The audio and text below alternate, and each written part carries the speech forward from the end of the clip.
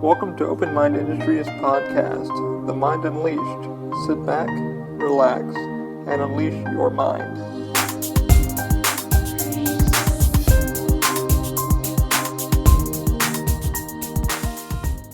I wanna know what love is. Ooh, I want you to show me. Alright, and I'm ready to go. 3, 2, 1, let's do it. Hey guys, welcome to The Mind Unleashed, episode 101. I just had to check. I know it's been months. Sorry, it's been a long gathering of what the fuck I've been up to. Went to FurryCon, was amazing. We've been talking about doing the online dating part 2, so this is what's been taking so long. I'm going to introduce my cousin. This is really amazing. So for those of you watching the video and you guys are like, what the hell, man, there's audio I don't see. Watch the video on YouTube. It's kind of fun. I'm using a different recording software for the videos, so if it looks a little weird, let me know. But online dating part 1 went pretty well. Wanted to do a little more research into the applications from eHarmony to Bumble to Hinge, yada yada yada. And Izzy's here to give me kind of her aspect of what the hell's been going on, because I thought it was just me that was having a fucking hard time, but it wasn't at all. It was everybody. So we're just going to have her sit back, relax, and kind of discuss what the hell I found out and she found out, and we're going to go from there. So, for those who don't know, I've been using eHarm, Bumble, Hinge, Tinder, Facebook. You fucking name it, I went down that rabbit hole. What's the best app? You're going to find out. What's the worst app? You're going to find that also. So we're going to start from there. I do want to give a shout out to Pavel at 3D Scan to CAD. If you're looking to get some 3D print scanning done, check him out. Like $70 per hour. I'll leave a link down below in the description. Other than that, let's get started. If it's not your cup of tea, skip the episode. If it is, join us, have some fun. And I realize my boxers are showing. But let's begin, man. So when I started it, as y'all know, I've already broke up with my lady a year and a half ago. So I decided, what, fuck it, take a month off, and then start again. And I went in and I talked to my boys, and I was like, hey, good idea, bad idea. They're like, you know what, fuck it, do what you want to do. And when I did, I was like, what the fuck's the best one? And everybody's like, well, try eHarm. Okay, try eHarm. As most of you know, it's all freaking pay to win. It's like, okay, I'm going to go in, I'm going to look, I'm going to search, make a profile, yada. Then I also looked into Match, and Match was cool, but the paywall there also did suck too, because you're looking at it and going, okay, I got a like, but who is it? And it does the blurry face, as you already know, and then it's like, do I want to spend the 100 and change for 3 months and then maybe try it? I gave up on that years ago. Match and eHarmony, Plenty of Fish, years ago. I just won't even give them the time of day. Right. What did you feel like, since this has been episode 2, what did you feel that most freaking profiles failed? Or like, did you look at one and you were like, okay, you're cute, want to check you out. What was something that kind of grabbed your attention? Because I know it grabbed my attention, but what grabbed your attention in profiles? Me personally, I go for looks and hope that the personality is not as horrible as it probably is. Like I said, most of it kind of is. You look at it and you go, okay. It became, for me, like as you all know, it became a game every morning. 110%. Like I would go through and I'm like, swipe, swipe, swipe. Yeah. Ooh. And then she likes me, but she probably has kids or she's divorced. There's something wrong with her. 90 times out of 10, I was fucking right. And my friends Michael and David, who you guys know, would sit there and go, dude, stop doing that. I'm like, no, dude, it's addicting. It's addicting, number one. And number two, it became this thing of, I want to find that person. I really, and for those who are thinking it's not tech oriented, it's very much is mentally oriented, because it turns into a damn game with you psychologically of going, 1, 2, 3, slip. Oh, he looks cool. And you go back and go, cool, put a like to that. Maybe that will work. X, Y, Z. And you're just like, nah, I don't know. Like she said, she went for looks. I went more for personality. But once I looked at the face, I kind of was like, you're full of shit. Because the first photo would be them like, oh, so cool. And then the second photo would be like them at a fucking bar with a beard. I'm just yeah, that's not. Okay, I don't want that. I'd highly doubt. And if they do swipe on you, don't be surprised when they don't take you seriously after one night. Yeah. You're not going to meet mom and dad like that. No, and that's the thing. It's like I would go through so many, and for months, and I've now deleted all my dating apps. They're completely gone. I don't even deal with them anymore. eHarmony is now gone. I got suckered in 3 times to eHarmony, and I was like, you know what? Maybe it's fucking me. So I put out in the first part 1, I said, what is this algorithm doing to me? Is it tricking me to buy? And it is. It's like, okay, you get to that closing saying like, okay, your 3 months is over, but somebody might like you, and it puts this fake bot in there. And there are a lot of bots. Oh, not worried about it. But there's a lot of bots that go in, especially for Match. Match had a ton of bots. And Tinder was the same way. Tinder was like, like a fans only kind of thing. People were looking to get laid. And it's like, okay, well, this is how people meet nowadays. Nobody really does the bar scene anymore. No. And what made you kind of go to the apps? Because I know what made me go to the apps. I'm not a gambler in anything, in any aspect of life, so I would hate to get ready in the probability of me going out somewhere, getting fuel, getting directions. Yeah, like spending money. It's a lot of fucking, it's work. Gas, whatever, me going. Plus, there's not many, like, people in this area, per se. Mm-hmm. So I feel like all the places where I would match with people even were, like, 40 miles away at least. So I would hate to do all that and then still not luck out. Turn into nothing. Get a head start. That's what did it for me. Yeah, it's like, let me see what the fuck's out there. And I'm a homebody like you, too. Same. Well, I think it's my age, too. It's because, like, I used to go to bars. So I got a story for all of you guys, and it's hard. The story that I have, and it was, like, a couple years ago when I started at Universal. Y'all already know. And I've learned don't date coworkers. Like, don't shit where you sleep. For real. Because I've seen a lot of good performers, actors, people, good-looking fucking people out of my league. But one night I had the balls to head up to City Walk, and, like, I saw this girl I really liked. And I was like, you know what? Fucking hit her up. I was single at the time. I'm like, it's kind of like, what can you do to get their attention? Because you want what everybody else has got. But working at the theme park has taught me a lot too. It's just because they look good fucking when they walk into the park does not mean that shit's on level ground. It could be rocky as fuck. I've seen more divorces, more fights, more sugar daddies than I can count daily. Mm-hmm. In the park alone this year, I've seen 6 divorces happen right in front of my face. Like blowouts. The last one was escorted out by OPD, which is Orlando Police Department, and the guy literally was throwing a fucking tantrum ready to break the glass. But back to the story, I go to ask this girl out, and she goes, yeah, I'll go on a date with you. And I'm like, cool, man, like, let's do it. I'll end up paying for it, which is, every guy knows that they're going to be fucking paying for it. There's been a couple of dates I've been on where we was 50-50, because both of us were like, hey, man, I'll get this if you get this. Cool, let's do that. That's more logical, but in reality, it doesn't really happen that way. It's, the first one should, instigate, whatever. But we're sitting there on the second date, and she's just like, hey, we're at, like, Hard Rock Cafe, and, meal's going well. I'm already expecting to spend about $100, $120. Easy. She's putting down some drinks, I'm putting down some drinks, and she just turns to me, fucking stone face, like straight face, and says, I love that I can break your heart, and there's nothing you can do about it. And I'm sitting there going, what the fuck? And the waiter kind of heard that, and he goes, don't worry, I got your bill. Like, if shit should go sour, I've got your bill. But her to say that, I get up, and the waiter's like, I'm going to make sure she pays the fucking bill, not you. After she said that, I was like, wow. Saw her a couple years ago. Still kind of, like, fucking around, doing her thing. She is still single. Had a couple bad relationships. And is depressed as a motherfucker. Because my friend's like, didn't you try dating her? One of our techs at T2 tried dating her, and I was like, yo, don't. And he's like, I'm like, dude, she's a fucking mess. And that's where I kind of, like, these apps kind of fell into place. It was like, maybe I can kind of get around that. But I feel with COVID being a thing, we all got bored. People were like, hey, man, I'm not happy in my fucking relationship. Because nobody speaks, the one thing I can do, nobody speaks the fucking truth on these apps. No. And you have to be a detective. And it's the sad part. They paint a picture of what they think that you want them to seem like. Mm-hmm. Because everyone's got bad qualities. Oh, God. Everybody seems like, I would go through these apps and they became so addictive from eHarm. I thought, okay, maybe there is something here. The paywall is not as high as Match. That's how I felt about Hinge. Really?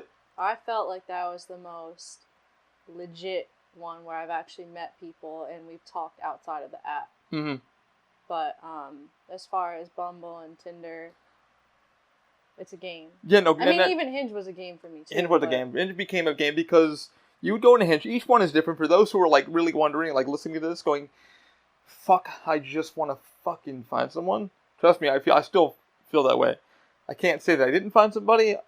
I'm still talking with someone, and I'm kind of like, okay, this is boom. But I'm not going to name people by name because that's not what I do, and as I shouldn't. But it became this thing also where people would put a like to you, and then fucking ice cold you, and then make you pay for the app or make you go, hey, maybe I can put this like, and you're just like, please talk to me, please talk to me.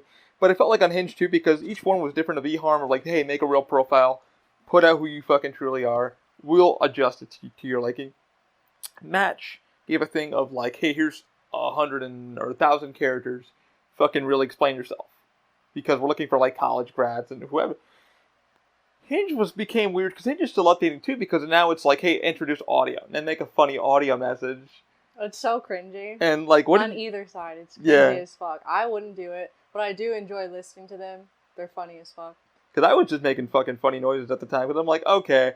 And I bumped into a lot of coworkers on Hinge, a lot of you, and I'm not naming anybody by name because I was like, you know what? Maybe people, and I put a like to a few of them, and I'm not naming names. There's a couple girls that I knew that were walking around the park. One girl had some shit to say to me privately on Facebook Messenger, and I'm not calling her out, but she was like, how dare you put a fucking like to me, you're out of my league, blah, blah, blah. I'm like, whoa, wow. I was like, if you gotta do that, you're pretty fucking shallow to do that to me. Yeah, she's like, you didn't deserve the like in the first place. I was like, I just nice. did it because you paint yourself as this picture. And I said, you know what? It's worth a shot. What are you gonna do? Take away my crutch? Go ahead. You can't break my feelings. But I feel that we're not being true. Like, it's hard to say not being truthful, but we're trying. Like, as you said before we started recording, fibbing. They're painting this facade that they're like, just there's nothing wrong with them. They're just always positive and always. I'm at the bar. I like to travel. I work out. When I saw that, I was like, the first thing for most people that are on these apps, please don't say you go to the fucking bar every week. Nobody goes to the bar every fucking week. We've all stopped because the bar is so goddamn expensive. I like to travel. No fucking shit, we all like to travel. Oh, I need a man with his shit together. Another red flag. No one has their shit together. I hate to say that. Most of us have fucking roommates.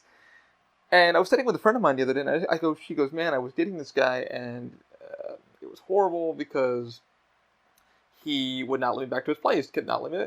So he'd come to me and my girl's place, like, because her and her roommate would fucking share a place because it's so goddamn expensive. And she found out why, because he was fucking, like, living in the living room. She's like, dude, it's all I needed to fucking know. I can gladly accept you for who you are. Just tell me. Yeah. If it was going well. And then she was like, okay, if you're hiding this from me, what else are you hiding? Right, because that's small to her and small to most people. Yeah. It's minuscule. But because this guy was going to fucking school. He was doing all this shit. And I go, how did that go? She goes, the world is full of piss. Mm-hmm. This dating shit is full of piss. She's like, how are you doing? I'm like, honestly, like as you said, she goes for looks. Me, it was more personality. So if I saw that you had a playful message of like, hey, Ollie, write me a message, a funny joke, I'd be like, fuck, let me take the time to write a funny joke. Maybe that might click it off. Maybe you might send me a rose. And then I would be like, okay. The problem with me, too, is I had so many apps going on that I didn't know where to stop. From eHarm, Facebook, all these fucking apps. And I'm like, okay, I would sit here in my room that we're recording, and I'd go on Facebook and I'd next. Like her, write a quick message. Okay, done with that now. Now go on to the fucking match. Next. And I'm like, boom, boom, boom. It got so bad that it was like telling me, hey, come back fucking tomorrow. Yeah. And I'm just or like when you're cheap like me. You ran out of likes today. Yeah. Would you like to buy more? No. Not that bad. Not that bad. I mean, I have before. I'm not gonna lie, but we're in a recession. I had paid for a girl for those who don't listen to the last podcast, I paid for a girl because I thought, okay, she put a like to me, and maybe it might work out. Age also became a thing where I found out that I'm more attracted to, my age group was more 33 to 37. I'm 36 now, which makes sense, and I don't mind being a couple years apart. And I'm like, okay, if they're comfortable with that, then I'm comfortable with that. Mm-hmm. One girl hit me up through eHarm and destroyed me. She was like, first question out of the gate was, what do you want? I'm 40, blah, blah, blah, blah, blah. I'm like, whoa, you're getting too old. Oh, I don't know what happened to my computer probably went to sleep. But anyway, we're still recording on audio, for those wondering why the hell I'm looking. So we got the camera recording. But I was sitting there and she was like, age this, that, and the other thing. And I was like, why are we even arguing? Like, what are you looking for? And, I have no idea what my computer's doing. We are back. We are back. We're back. Well, for those listening to audio, we're just having... It's weird. I haven't recorded this software before. So my computer probably went to sleep. But it was like so weird. She was like, age, sex, this. I'm like, well, first of all, I've already been in a relationship for 4 years. I'm kind of trying to get back on the wagon. I'm not rushing into shit. You don't run back into the wall because it hurts. So this. And she was like, oh, well, I don't think. And then she got blocked by eHarmony. And then, like, a day later, and then she would block. eHarmony, I've had the most blocks. I'm up to 15 to 16. To where it became the point of I had to put in my fucking profile, hey, listen, here's my contact info. If you plan on blocking me, don't even send me a fucking like. For just saying hello. Because that's childish as fuck. If you're in this age group, why are we even trying? And you already saw the catfish. I mean, I had catfish all over Tinder. Mm-hmm. And she already saw some of the catfish. I gave her some of the profiles, but I'm not going to say who the name of those people were, but they, as you said, you're like, why could you be so fucking shallow to where you're bored to where you're doing this? To where you're fucking with someone else's life. Yeah. Like, say that they weren't as sharp as him and they wouldn't figure it out. Mm-hmm. Or they were so desperate that they would just want that person to give them attention. Why are you so sick and sadistic in your life that you need to make someone else lead someone else on, especially at that age? There's something fucking wrong. And there was things I even gave codes out into my profiles, which I recommend some of you do this if you're like, dude, I really want to get out there, but I'm so fucking nervous.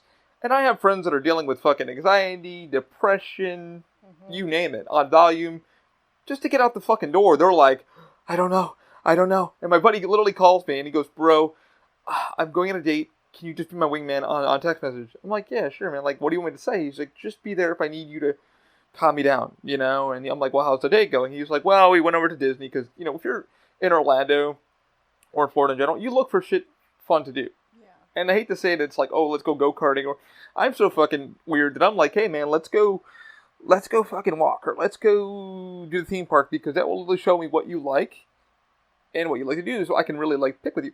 The thing that I have on a lot of my profiles is people were like, why did you put that, hey, I'm disabled and the parking's amazing? I'm like, the reason why I do that is because I want to see where your reaction is going to be. You'll already know that I'm not hiding something, but I want to know how you take that. What are you hiding? And a lot of the catfish wouldn't understand that. They would be like, oh, blah, blah, blah, blah. And I'm like, you know I'm quick at computers and shit, right? And nobody falls in love with you. They look at you and they go, God, you're really hot. Really? I'm hot? Really? This face? Really? Bitch, please. You know, and that's it. I would send out a quick message and a flag and go, nope, you know. So, if you have somebody that's like, boom, boom, boom, answer them slowly. Hi, my name is so-and-so, yada, yada, yada. If you're looking to get laid, by all means, do your thing. You're probably going to get catfished into it quickly. I don't know how to stop you there. That's what you're looking for. I know many people that are like my buddy who's like, hey, man, I'm looking to get laid. I'm not looking for a relationship. I'm like, do you want one or not? And he was like, I don't know. And I'm like, then go to college parties. There's plenty of, like, sex apps just to get, you know, slammed. You know?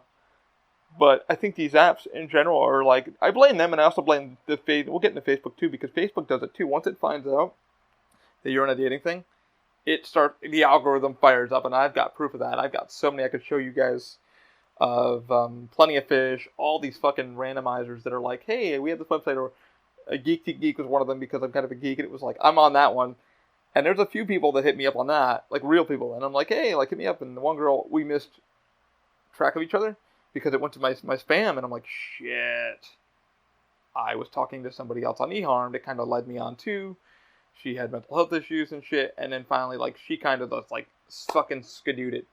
We talked through the video thing through eHarm, and shit worked out. She's like, oh my God, you're fucking cool, you're this, you're that. She's like, I get a lot of shit going on, and you don't seem to care. I'm like, no, let's fucking really, like, if we're gonna talk, let's fucking talk. Yeah. You know? Did you ever feel that? Like, did you hop on with somebody and it kind of led you on, or was kind of like, what the fuck, or? Lots of, narcissists. People that a lot of my thing is I would meet people on there, and as far as it would go is we'd follow each other on Instagram, maybe Snapchat, maybe exchange numbers. What did you feel about never hung out though? What did you feel about that though? Like they're like, oh, I'm gonna go digital, but I don't want to meet physical. What the fuck is the point? And I told someone straight up, I was like, because we were talking, it's been this same person. This narcissist is still in my life. I'm looking for my little stingy. I will have been talking to this person on and off for the last. It'll be a year next month. Oh, there it is. And I've told him I'm not looking for, like respectfully, I don't want a pen pal. Yeah, and I think that became a thing too for me because people would. It's a safety net. Like it's nice to talk to someone, but like. If you have zero intention on hanging out with me, like that's kind of not cool because you're using me for the attention and validation. I mean, for me, it was like I don't drive yet, but I like one girl got real nervous. She was like, "Why aren't you?"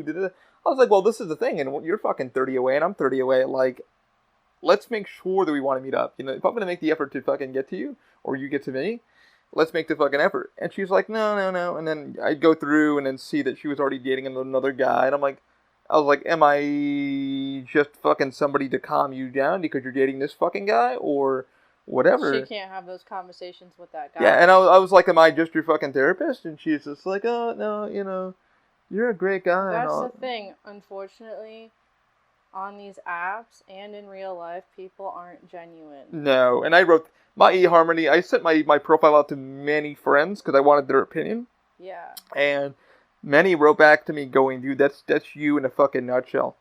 Yeah, I had people look at my profile too, like... and they're like... And I'm like, well, do you think I'm scaring them away? My friends fucking laughed. And they're like, dude, the fact that you say you're disabled in the fucking first sentence is fucking brilliant. Because I would totally fucking want to get to know you from that first fucking line of, you're funny, you're open-minded. I think a lot of it, too, is people see that and...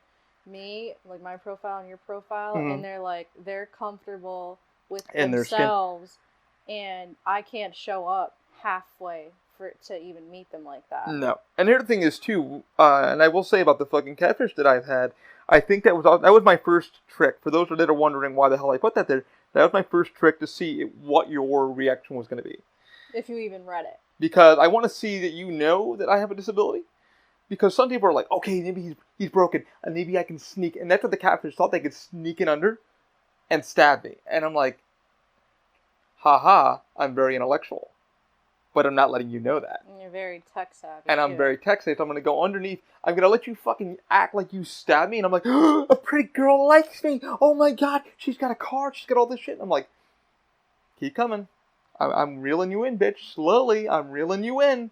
And she's just like, oh, you work out? Can I see your belly? And you're doing that, and they're just like, do you mind if I get a pic? And they're like, dick pic. The one catfish kept asking for dick pics, and I'm like, we're not 18 anymore. She saw those. I saw. Can I get dick pics? And I'm like, why would I send you a dick pic? For the record, I am on a few magazines, openly, and I approved of them. My friend is a photographer, and he said, hey, would you mind taking a couple nudes for me? And they are, you don't see my wing name doodle, but you see me in a side profile. He's got me in a shadow thing, and they wanted to take some really cool black and whites. I know that. That's pretty cool. Yeah, and he was like, would you mind getting naked in front of me? I'm like, dude, I'm very comfortable with my fucking body. He's like, I want to show you for you. So you'll see me with my hand over my hoo-ha, and a girl next to me with her hand over her boobs and stuff like that. And my buddy's like, I need some nude modeling. I want to, and you don't see us really nude. We're just kind of black and gray. So you'll see like the portrait of us. And I'm sitting there like this, and he's just like, dude, you're so natural. And I didn't care. She was nude as fuck. She was gorgeous. And I was like, we're talking naked, and she's like, I'm glad you're comfortable, because I'm very comfortable. And I'm like, why wouldn't I be? It's my body. I showed her my fucking scars. We started talking about each other. She's like, oh, let me show you mine. And we're like looking at each other's bodies. And when you're into that kind of mode of being a photographer, you don't give a shit. You're like, this is art. This is for his profile. Mm-hmm. And I was very comfortable. But the first thing that I check with people is like, for her, it was like, I'm going to the gym. I'm going to the person who works out. I'm not knocking out the gym every fucking day. No, you have rest days. You have rest days. And the second thing I quizzed her on. This is the first catfish that I had. What workout are you doing? and she couldn't answer a couple of them. I said, are we doing leg day? Are we doing back day? Are we doing uprights? Are we doing... She's like, oh, I just do my cardio. Just cardio? Are we going on the elliptical? Are we going on the treadmill? Are we going back? Are we doing this? Are we doing the bike? Are we... And she would just be like, ha, you're so funny. I'm like, ha, bitch, yeah, it's okay. I don't understand what you're saying, but... And then she read the comments. She's like, no, it's not a tat. And I go, oh, do you have tattoos? She goes, I like your tats. I wish I had one. And then she sent me a nude from Tinder that I caught. And I was like, let me just kind of backtrack these. Because I know these are her. The bodies aren't matching up. The light's not matching up. And my friends that are photographers, I said, hey, I'm sending you a photo. Can you verify this? And they went, that's fake as fuck, dude. That's probably a model, and that's a backlight up the fucking shine. And I'm like, gotcha. They're like, be careful. And I'm like, I'm already careful. This bitch thinks she's got me. My buddy's like, don't lead her on, dude. Kind of call it quits. I'm like, no, I'm going to lead her on for a podcast. He's like, no, call her out. I was like, I'm not going to call her out. But I'm such a dick for doing that. But at the same time, she started with me. Yeah. So I was like, let me catch people. We go tit for tat around here. I was like, I'm not going to let you fucking destroy me thinking you could. But the first thing, like I said, the disabled part was like, let me see if you're really reading. And let me see if you're really understanding that this is what I am. Because why, even in my e-harm, I'm like, why would I fucking lie to you? It's going to do nothing for both of us. If we're really trying to get to know each other and understand that, okay, we all have disabilities, we all have anxiety. Why are we even lying? Why are we even going on these apps? And like you said, putting that out there, people are so... Do you think they're ashamed or they're just kind of... They've been hurt? Because I'm going with option 2. I've been hurt, I don't want to lose again. What do you mean by ashamed? Ashamed of what they are. I mean, they're ashamed that they got either played or... I think it's both, if not one or the other. It could be both. Because I sit there and I'm just like, and you want to, like you said, you like conversation. You like to meet somebody and go. I do. Let me talk I like people that aren't just good looking, but somewhat mentally stimulating for me. I hate small talk. I like to stay up past 12 a.m. talking about life and shooting the shit with you. Mm-hmm. I love, the one, and the person I am chatting with now, we're still kind of, and it's weird because how I met this person, and I won't mention her name if she does. I'm going to send the podcast over to her so she can kind of understand who the hell I am. But I do enjoy nonsense talk. Yeah. And somebody goes, why? I said, well, it's because I want to see you're intellectual. I want to see that you're reading a book or what triggers you. For me, I'm a nightcrawler. And I'm always going to be that way. I'm the kind of guy who looks at my blank fucking wall and goes, oh, a shelf would look good there, or I'm building something, this could, blah. But really, who are you mentally? Where do you want to go? Where do you see yourself in the next few months? Like, are you looking for a relationship, or is it just a chat buddy? Which is fine. Like, just don't lead me on to this. Let's just be clear. Yeah, and it's like, I don't mind. Because I would respect you so much more. Yeah, and it's like, do you have anxiety issues? Do you have this? Let me know, because how do I walk? I'm not going to walk on eggshells, but how can I best make you feel comfortable?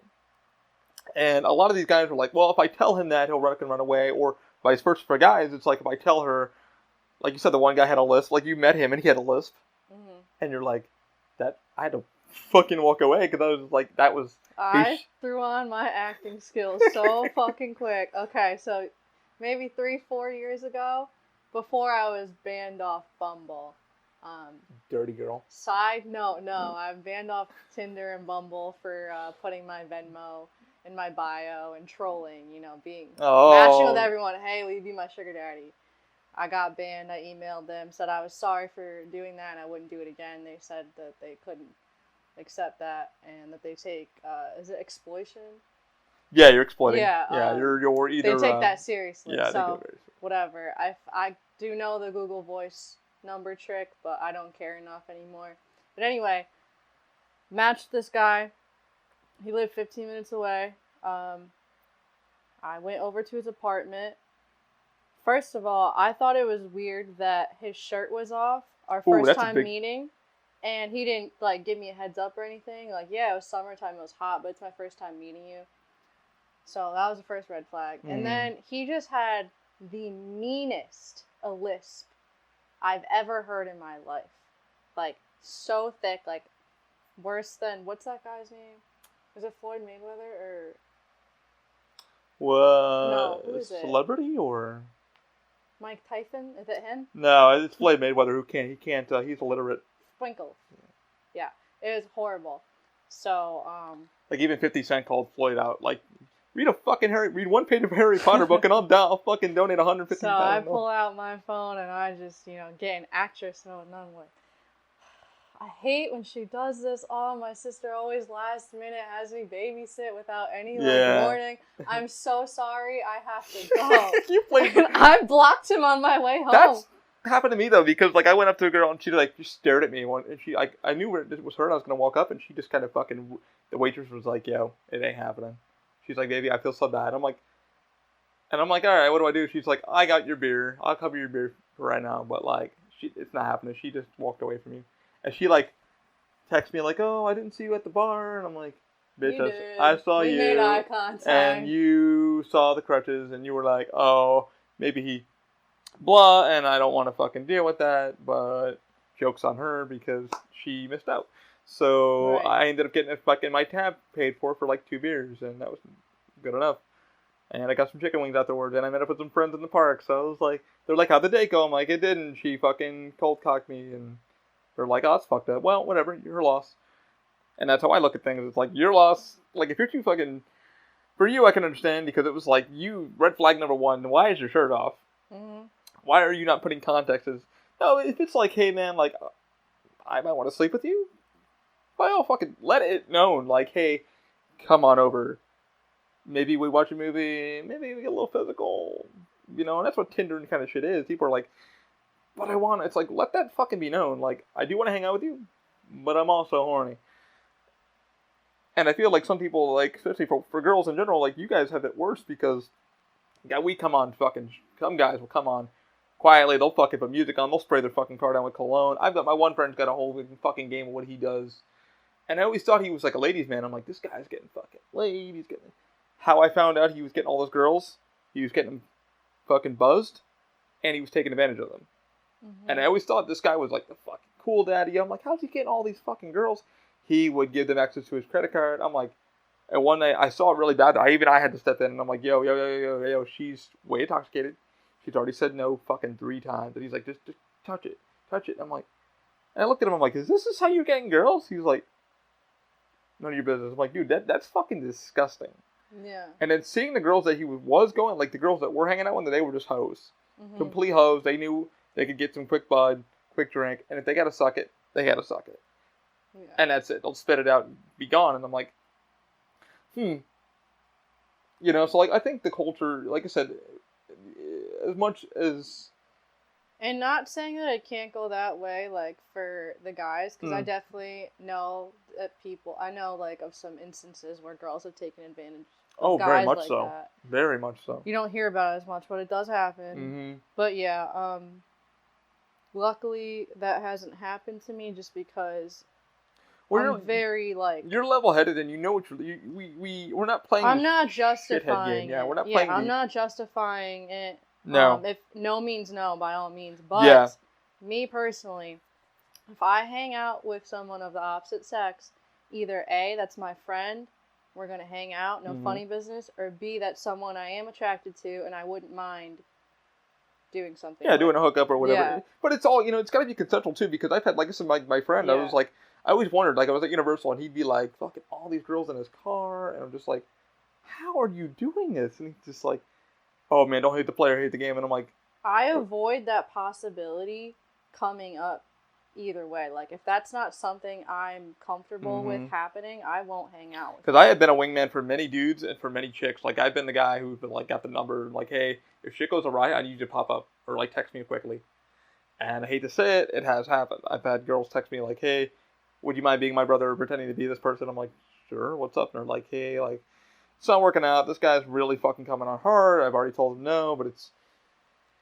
Sadly, we fucking have already exchanged our numbers, our addresses and shit, so now he knows where I'm at. Now I have to fucking protect myself, and that's also kind of becoming... A sad thing is, like, this digital culture of these dating apps of...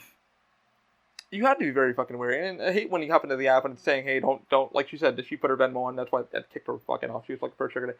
As a joke, number one, because you're young too, at the same time. Yeah, it was a couple years ago. It was a joke. And it's like, it's like, hey, don't exchange numbers. But people have gotten very taken advantage of.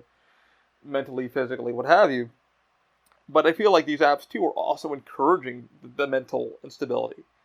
Because you're so fucking either horny or you're just so out of your mind. You're like... Lonely for I need this. And the apps are, like, encouraging you to pay for this. Keep striving for something that might not even fucking be there. And I hate this. I got so many photos and videos of all this shit because the apps are so encouragingness of you like, oh, one more. Oh wait, someone might. One more might. If you just pay this $5. Keyword might. Might. Oh, I'll give a name out. Diane's looking for you, or Megan. Megan is really looking to talk to you. She left you. I think you guys would be a really good match. And you're just sitting there going, maybe I'm so alone tonight. Like I don't. Maybe she can come to my house. Maybe we can just watch a movie. Nothing has to happen. Just want to talk to her. And it's like, don't forget to click that fucking video if you guys vibe. You're constantly chasing that little bit of dopamine you get when you click with someone and you vibe with them and you're talking to them, and it's like a drug. I've only had maybe 3 to 4 good conversations. Yeah. With people, and one girl was like, we really had it up, and I mentioned it before in the last one, but she was like, hey, Ali, here's my goddamn number, like for real, like I don't want to keep talking to this. Would you? And I'm like, you know what? Here's my Facebook. Let's chat. And we ended up being friends. We're still friends on Facebook. And she was like, hey, man, I feel like my life is fucking really struggling. And I was like, explain. She's like, I'm this age, Ollie. I should be married, should have a kid, got a car, got this going on. I don't. Those are old statistics. Though. And she's like, I hate to tell you this, but I feel like my fucking time is running to a fucking close. Like, I feel like if I don't do this now, blah. And what do you think? And I'm like, you're fucking rushing. You're rushing. And I'm like, stop rushing. Because, my friend who had cancer, who I met from work, he's 45. And his nurse that they actually met during his chemo, she had 2 kids, he had 2 kids, both fucking divorced, because shit happened, life happens. And they met at when he was 46 now, and they are now married. And he was like, I didn't know that's what I was looking for. And we both fucking understood what we were going through. Because she was going through a hard time. He was going through cancer. Obviously, she was his fucking nurse. But he was like, you don't know when you're going to finally find that person. Yeah. And now they're really connected. And he's like, I've never felt so connected. We know where we've been. But you don't know. And it's the problem with these digital cultures. Like, it's turned into a game. It's turned into what it shoulda, woulda, coulda. But didn't. And you sit there and you go, man, I just want to find that fucking person to talk with. But I feel like age is becoming an because the young culture, like you're 21, 18, hey, I'm looking to fuck.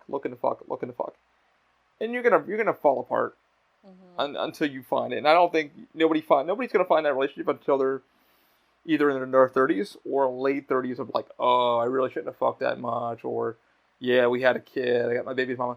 There was one at work like about a month ago before the hurricane and shit. And I just get in and I'm getting dressed, because at Universal you go and you get your gear, you put it on. And this one kid is like a cook or whatever, he's like a line cook, and he's crying on the phone with his friend. She tricked me. No, baby, I loved her. She tricked me. Baby, I loved her. And he just kept going on this fucking... I'm like, you knew fucking... the guys are listening to it. You knew exactly what you were doing. Shut the fuck up. It's too early for this. Self-inflicted. Stop fucking boosting your fucking ego like you didn't fucking know. You stupid fuck. And I'm looking at him, I'm like, bro, you thought with your dick and not with your head. But you knew what you're doing. Stop. I'm like, how old are you? You're like, I'm 21. I'm like, you knew exactly what you needed, bro. If you loved her, you loved her. But stop. We all fucking know. Stop. Leave her alone. She knew. You were dumb. Y'all better get the fuck on and get on to the next one. And I feel like that's the thing. Like, I see that every day at work. Like I was telling Iz, I'm like, you see that every day at work.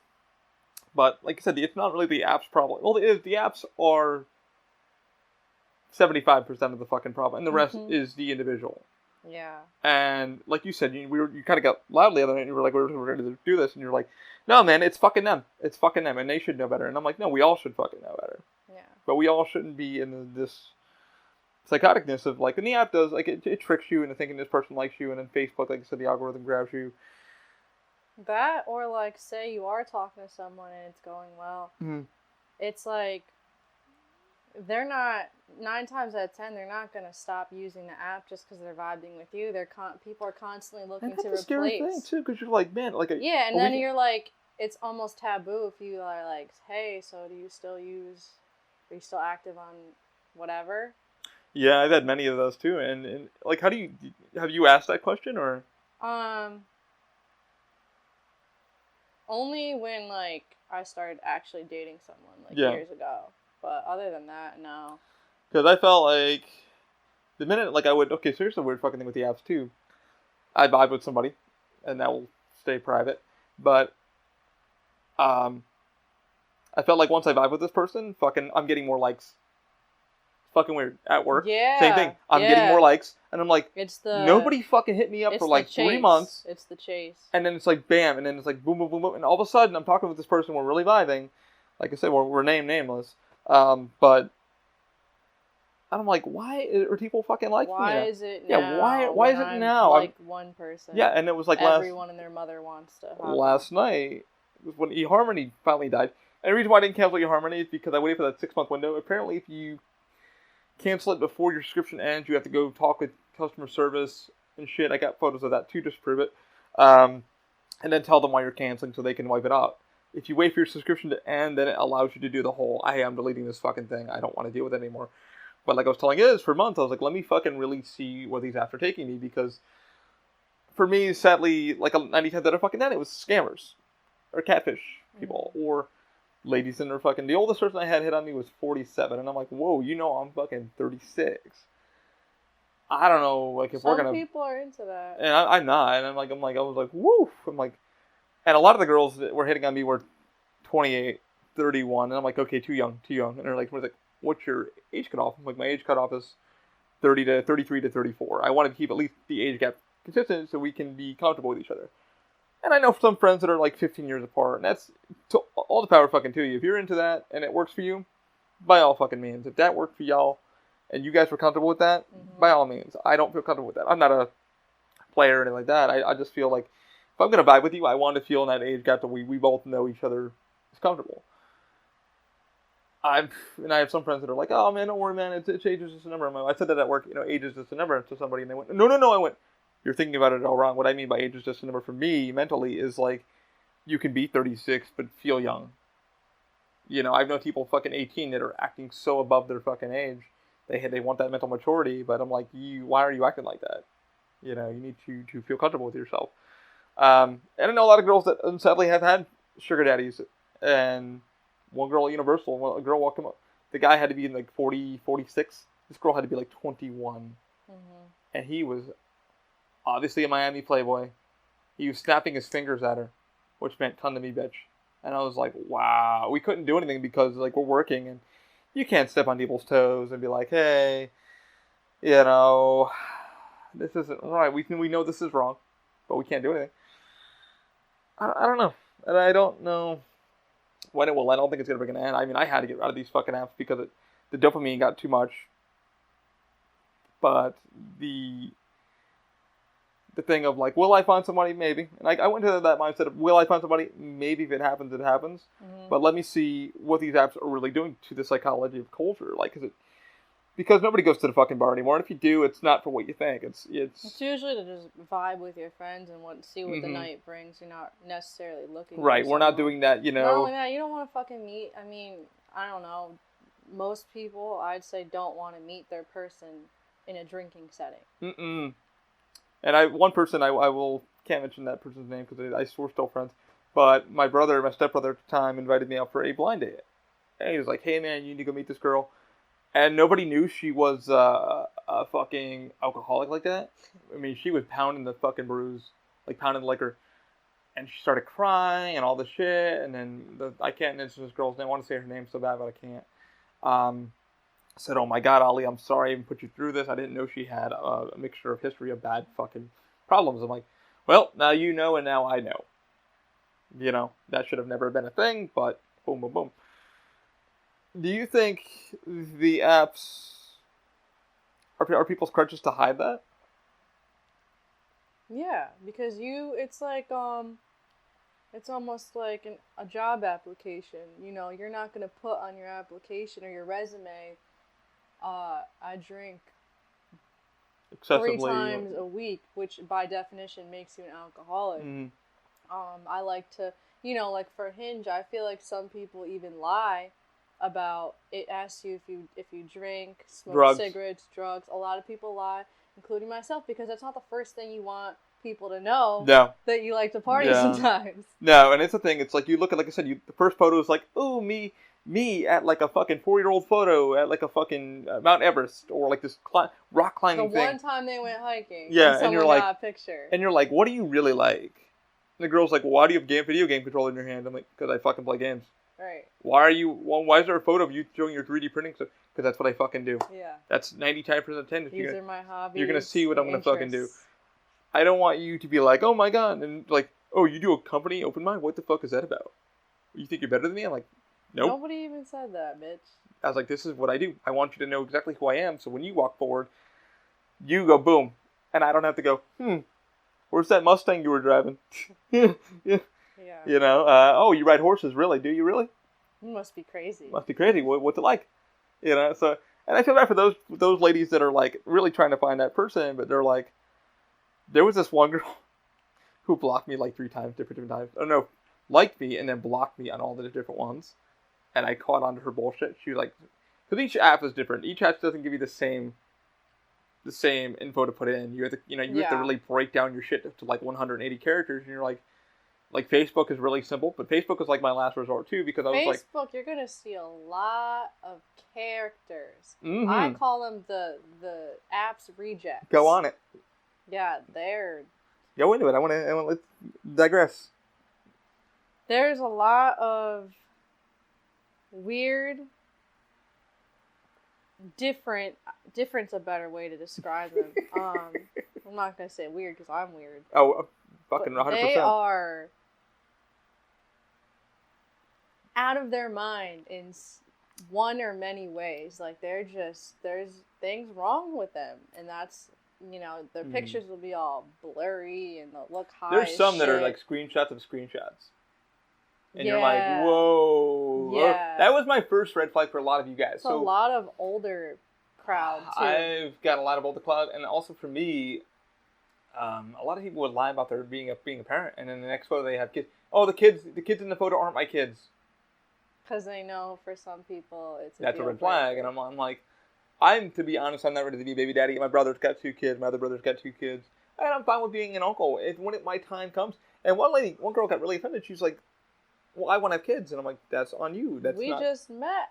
We don't even know if we like each other. Yeah, I was like, that's not on me, though. I don't feel comfortable having kids. And I said, I don't mind. The worst thing for me was, why I mentioned I was disabled is like, people get really nervous about that. They're like, does it work?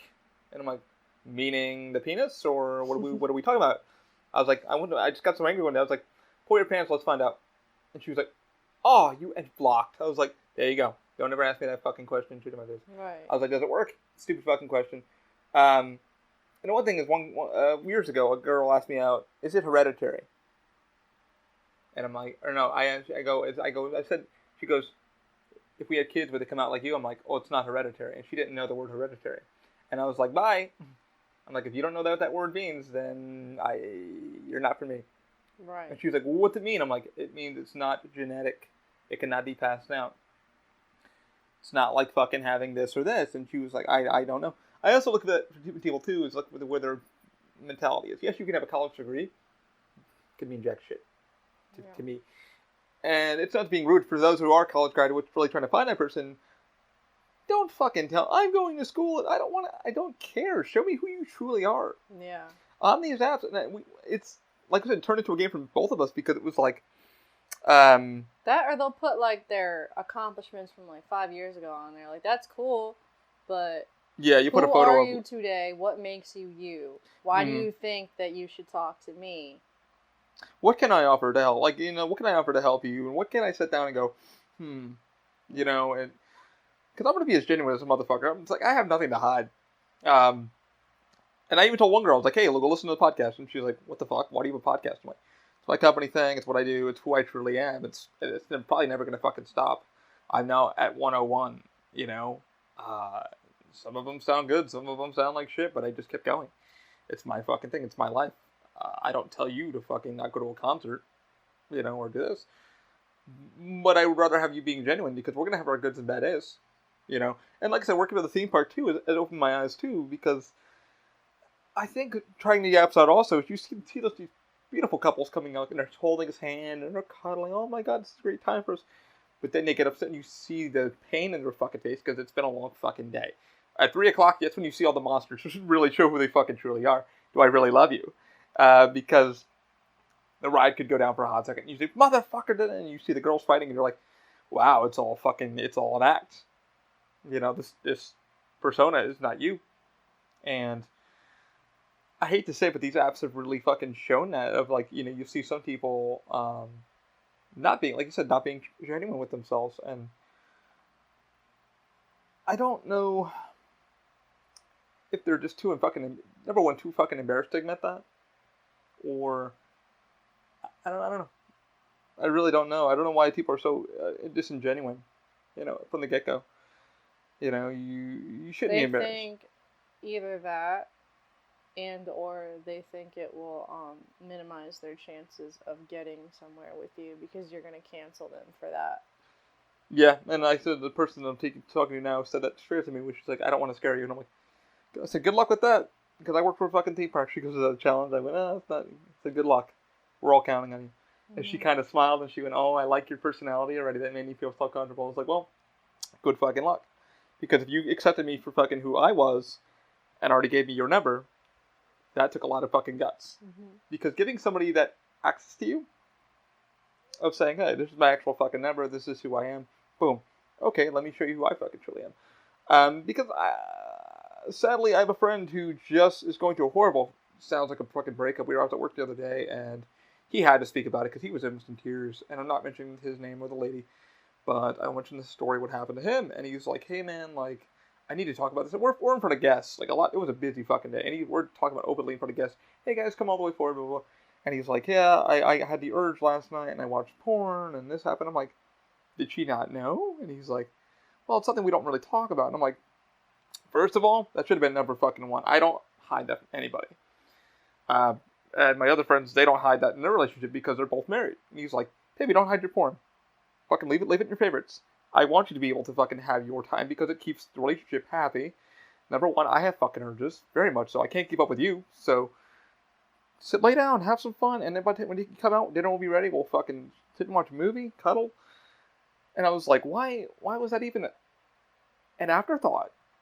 And then he told me, he goes, well, I had an urge. She found out about it. And I'm like, number one, that should have been already on the fucking plate. She should have already known you like to watch a little bit. I'm like, I'm a one-a-day guy. I told every girl I'm a one-a-day guy. And even my former, Dana, who you saw on the podcast, everybody's like, oh, she should be your ex. She's not my ex. She is my former. We're still good friends. Which blows people's fucking minds. They're like, oh, wait, you can do that? I'm like, what do you mean, do what? And they go, you can still be friends with him? I'm like, yeah, there's no harm. It doesn't have to be like, bad. And like, she's driving me home, and she's like, you know, I don't want to call you my ex. I'm like, well, don't. And she's like, what do you want to call me? I said, I want to call you my former, because there's no bad blood.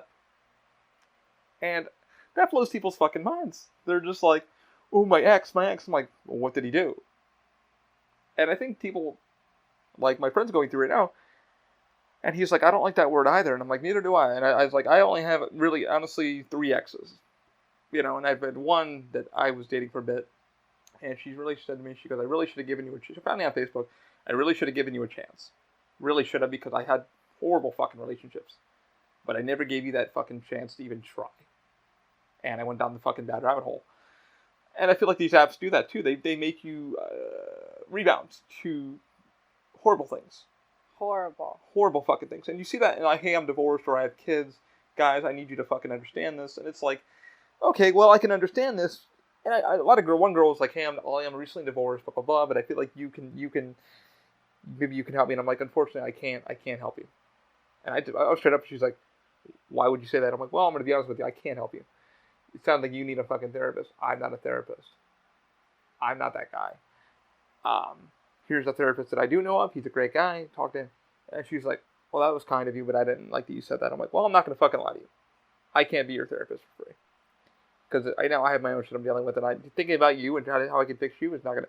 Because people think we can fix each other, but like I told my friend, I'm like, he needs to let his because they ended up kind of, he woke up and shit happened, and at the end of it all, they ended up hooking up later that night in his bed, and shit was kind of, and I'm like, dude, let her breathe.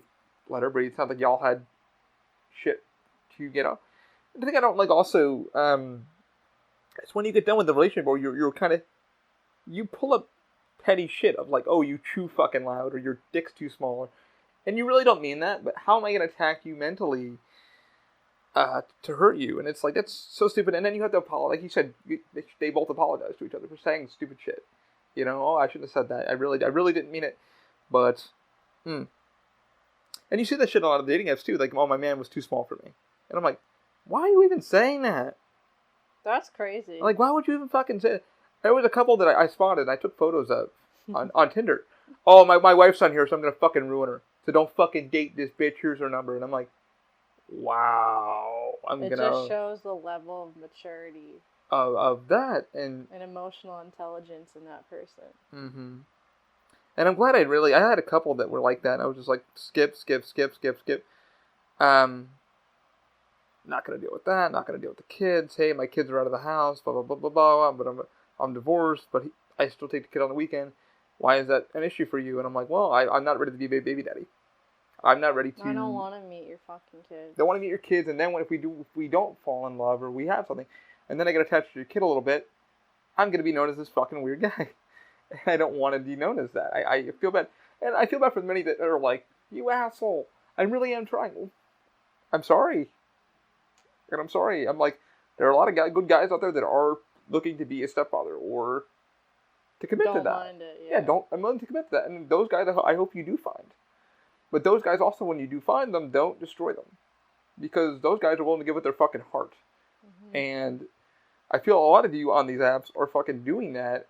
From eHarm to Bumble. Bumble was interesting. It was also kind of like Hinge a little bit.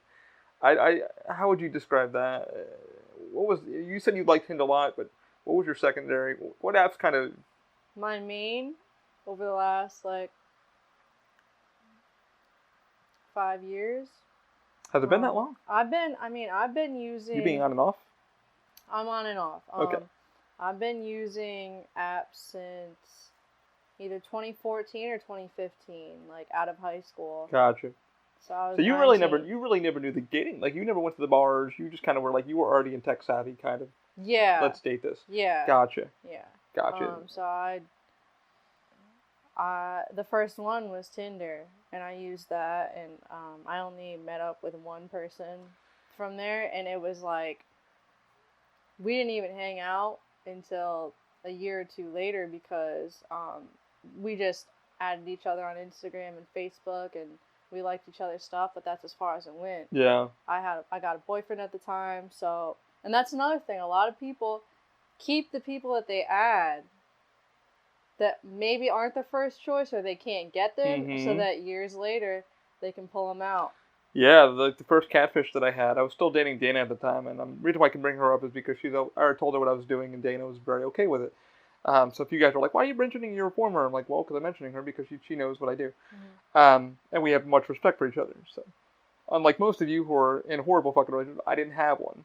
It was a little aggressive towards the end, but it was time for us to maturely be like, not working, we tried, yada, but I'm not going to be a petty fucking asshole about all the shit we did, and I think about the good shit, and how can I help her now?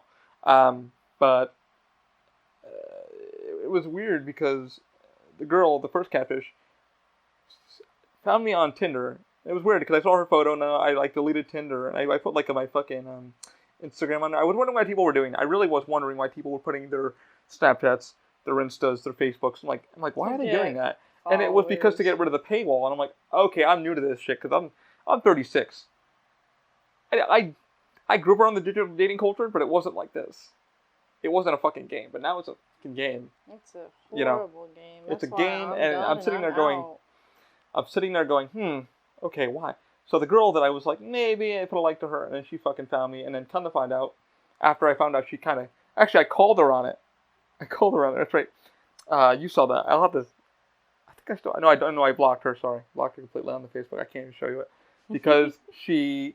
Well, I covered my tracks because unfound user. Yeah, no, it was also on my Facebook too, and I was like, 6 months ago, this girl was trying to send you a message, but you didn't like because Facebook. If somebody tried to send you a private message, it says, "Hey man, do you know this person, or do you want them to now chat with you?" Yeah, and you can say, "Yeah, I do." But I was going through and I was trying to find a client. Somebody was like, "Hey, Ali, I found you on Facebook. I was trying to talk to you, but you kind of ignored me.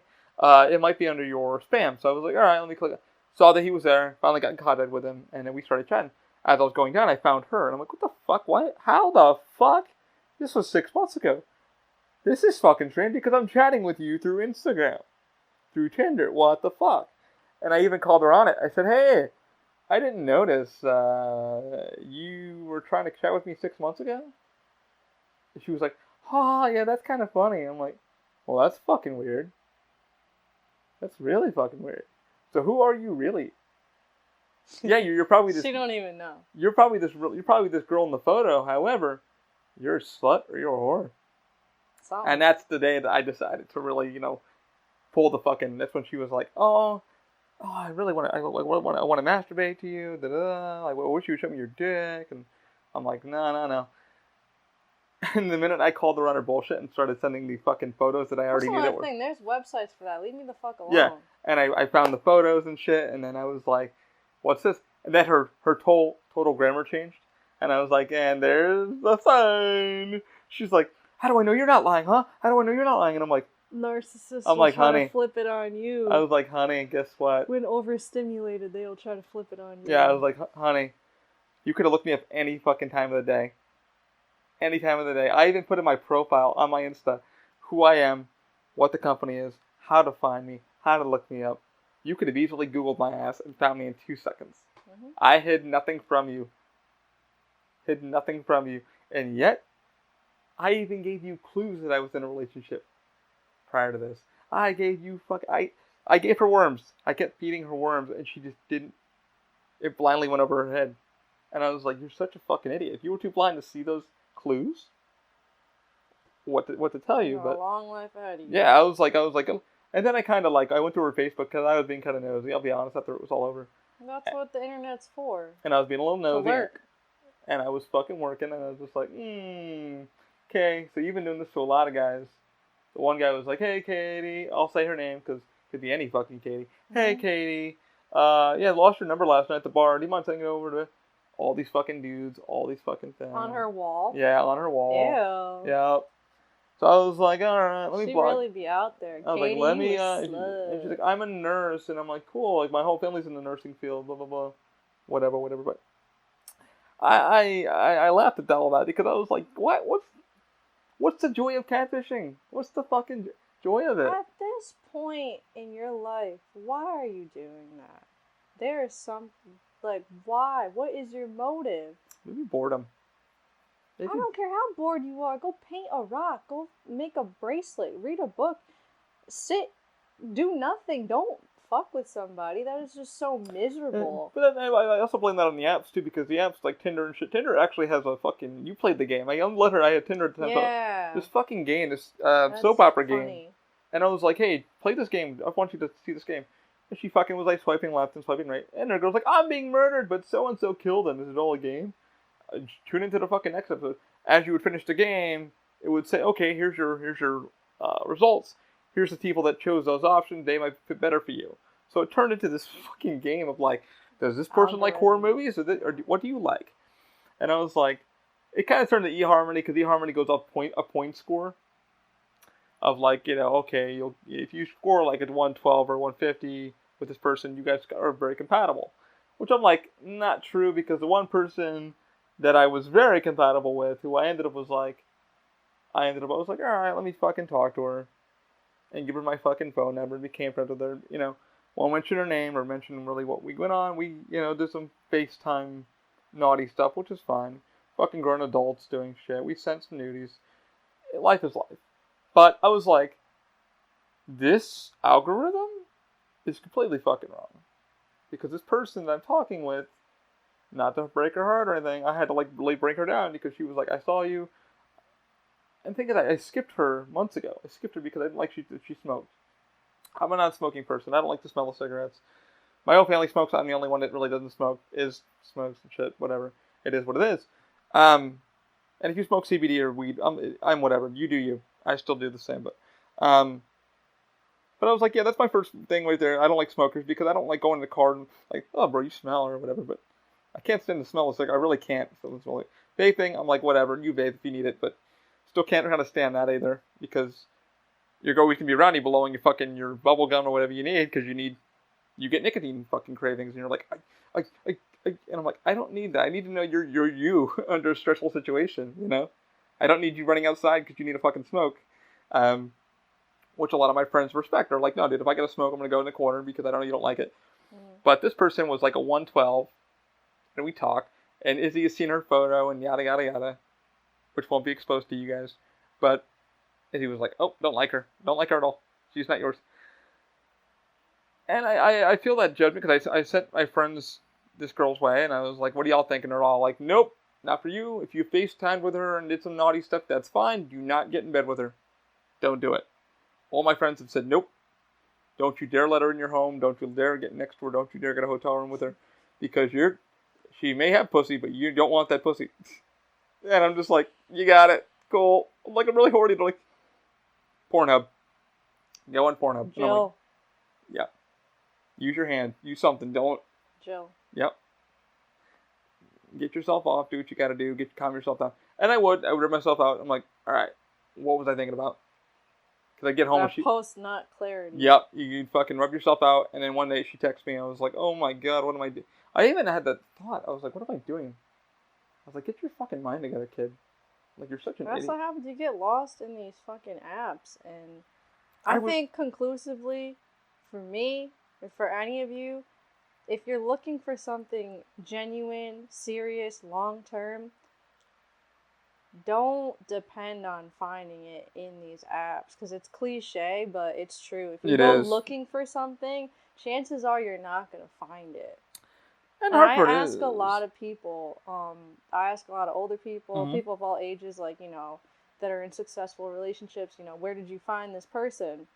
And they're like, you know, you got to go to groups or you got to go to conventions. Yeah, tell Michael and David interests. Like, say you like hiking, or say you like crocheting or surfing, or even like cons. You know, you got MegaCon. We went to a furry con recently, and it was amazing. Yep. And so many people were hooking up and stuff like that. And I was like, maybe I'll find somebody. Michael thought I was hitting on all the vendors because actually what I was doing was networking. Yeah. I had no chances on half of these girls. These girls were super lovely, and a lot of them were gay. So I knew I had no fucking chance. I mean, I would totally get a sex change for some of these girls. I'd be like, all right, let's get some boobs. I'll tuck it in.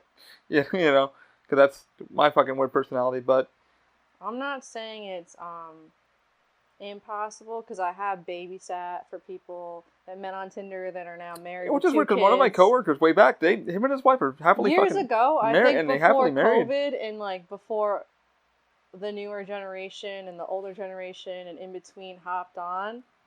And kind of like overpopulated it with trash. There were genuine connections. There were, yeah, and it's like eHarm was supposed to be like this big genuine thing. I can't say I haven't had good conversations on that either. But it was very to the point of like, hey, I like you. They read it, no comment back. Yeah. Blocked. And it became disheartening. It really became disheartening because I really, like a month ago, I still feel like, oh my God, dude. Am I worth it? Yeah. Am I fucking worth it? Do I stop? And then I'm at the plateau of like, I'm good all day, but in the morning and at night, that's when I feel it. You feel so fucking low. Damn. When you get home from work, you're just so burned out. You're like, I want stimulation. Yeah. I just want that comfort of like, hey, how was your day? Yep. And I know it sounds very cliche of like, just wanting that comfort of like being like, hey, how was your day? Like, oh, what are you doing? Are you making dinner? Cool. Like, you know, what are you watching? Or I think it's just we need that comfort. You know, we don't have that, and we're just like. Because it helps you get out, especially if you're like an overthinker, like same. Us. Yeah, my ADD kicks in hard. Like for me, every Sunday I usually come over. Oh, yep, you're good. Every Sunday I usually come over here. Sorry, I didn't wiggle the mouse for those who are watching the video. Every Sunday I usually come over here to like get out of my mind and like have that human interaction with these guys and like remind myself that life is more than what I'm thinking or what I'm stressing about. Yeah, you're stimulating. Like I said, they became our dopamine. They really have. Like I said, I've only been using them now for. When did me and Dana part ways? Like I said, me and Dana are still friends, guys. So like when I say part ways, we parted ways before our 5th year together, and I believe it was in either June or it was just June. And the way I did it was I did it like a gentleman, and she has every right to call me an asshole for it because she was going through some medical issues, and I respect her mindset on that because I could have done it better, but there's no way better of doing it. And the timing would have been selfish. Either way. Either way. Well, no, because if you're not there, then you can't be there. Yeah, and I didn't want to. And the way I did it was during a procedure that she was having, and she was going through a stressful time. And she ended up calling her mom and cried, and she was like so worried because we went months without talking. And I feel like for a lot of people in the relationship too, it's like when you go months without, like we were talking, but it wasn't like talking like a couple. There was a lot of medical things going on. There were a lot of things going on with me, with the house, and stuff like that. That I mentioned on the podcast before, but I hit that zone of like, oh my god, I think I'm done, mentally and physically. I checked out. I was so checked out of it. I'm just like, oh my god, like we went as far as we could. I tried so hard and got so far, but in the end, it doesn't even matter. Yeah, exactly. So you sit there and you're just like, oh my god, what do I need to do? Like, but I feel like people even on the apps are like doing it. Some are even dating as they're starting to date, as they're breaking up, or they're not even broken up yet. Yeah. You're their third. Yeah. You're the fucking third wheel. Which, the one thing we haven't even touched on, I do want to touch on for you. I want your opinion on this. Yeah. How do you feel? Okay, so you're going through an app. Okay. And you find somebody that's like, oh my god, this is really what I'm looking for. The vibe looks phenomenal. Mm-hmm. They're a gamer. They would like to go do this. They like to go do that maybe. And then you fucking finally go like, you kind of like, oh, let me stop and read. And you read through and it's like, hey, I'm Polly. Or I'm this. And you're like, fuck. I guess it depends on the person, but yeah, that's how I'm looking at it. Fuck, and you're just like, or like I live with my baby moms, but we're not together. Like like we're not together, so we're open. Like a lot of them were like, this one girl was like, and it's kind of like a few of them that like really threw me off, and they're like, not in open relationships, but me and the husband are experimenting. I'm like, that's called fucking open relationship. It depends. Me personally, I don't like to share. So it doesn't work. I would see that word and left. Yeah, it does not work. I have friends that are into that kind of shit. Yeah, and it doesn't work. You're fighting for the other person's love because like they're fucking, and you're just like, well, now I gotta fucking overperform. And someone's got to be the star. Yeah, I gotta perform now, even at the 150%. And I have friends that are in open relationships who are like, oh, we're open, and I'm like, yeah, but how stressful is that fucking for you? And I see him at work, and I'm like, that's got to be stressful. And it is. It's got to hurt. It is very fucking stressful. It's got to hurt. And I had one friend, like, I thought I was going to save our relationship, but it didn't. I'm like, you thought. The minute he was asking you for another, or he's bi, I have a lot of friends that are bi. That's now becoming a new norm. Or friends that are faking their sexual orientation now because they now want to feel part of the LGBTQ, ABCD, EFG, which a lot of you, I'm calling you the fuck out. A lot of my friends are pretending to be that, or I'm poly, or I'm this. Stop lying to your fucking self just to feel like you're included, please, because you're breaking a lot of fucking hearts. People that went through a lot. You're saying you're bisexual, but when you get down to the dirty, you're not. You're really not bisexual. I have the idea of it. Yes, I have a lot of friends that are real bi, and they've told me that straight up that they've had a good one-night stands, or they've had their partner come up to them, or their lover, or their husband, say, hey, it was great, now let's get them in the relationship. And the person goes, oh no, I was just testing. Well, what the fuck are you? Because this wasn't a test for us. We had something there. So please be very careful when you're going through these apps. Don't play with people's fucking emotions or their sexual orientation. Because a lot of you are playing that game of like, oh, I'm this, or I'm that. No, please don't. Just because it feels good to come out of the closet. And some of you are coming out of the closet. Congratulations. But I feel a lot of you are playing that card. And a lot of you, I've heard that are playing that card from other friends that are like, found somebody, they're not really into open relationships, but I'm just like, ooh. And they're like, they didn't read the comments or whatever. But now they even have a swingers, not even a swingers, but we're open relationship app that popped up on my Facebook the other night. I was like, now we can start dating because they know, or in this app, we know that people are open to that. I'm like, wow. I see a lot of couples on the apps. I don't know if you do, but I see a lot of couples that are looking for a unicorn or third. And you see a lot of the you gotta look. I had to do an emoji check one night because one girl had all these emojis. Like I had to decipher all of it. I'm not young like I used to be, but at the same time, pineapple. People fucking do. They like to do short abbreviation, and you're like, what the fuck does that even mean? Right, introvert, extrovert, IJ, NJ. It's like, what the fuck does that even mean? Just type it out, please. Be an adult. Or, like I said, have your shit together. Have your shit together. Bitch, you don't even have your shit together. Oh, I have a car. I have a good paying job. I have all this. Well, maybe this person... If you're so great, why are you still single? Why are you on this? Right. Why are you on this? Why is everybody Xing you? Yeah. And I felt that way. I felt... A lot of it's heavyset girls that are like, I need this and I need that. He needs to have his shit together. I'm like, bitch, you have your shit together? You're telling me you don't have credit card debt? You're telling me you're not in college debt? Or you're telling me you're... Oh, I own... That was a big plus for a lot of the apps where I own my own home, right? I didn't like, good for you. That's awesome. That's you great. Got to do that before the market crashed. I'm so proud of you. But what they don't tell you is my husband had to give it to me in the divorce. Yeah. That's what they don't tell you. I got the house because he divorced me or she divorced me. There was one lady who was like, I'm now out of the closet. I'm lesbian. Unfortunately, I got the house from the husband. And I'm like, interesting. So I look at that and I'm just like, I don't despise these fucking apps, but at the same time, it's like I resent them. That's why I'm completely done, and I made a promise to myself never to download it again. And that's the one thing. If you I've noticed, like, since not having them, my phone is very dry, very, very, very dry.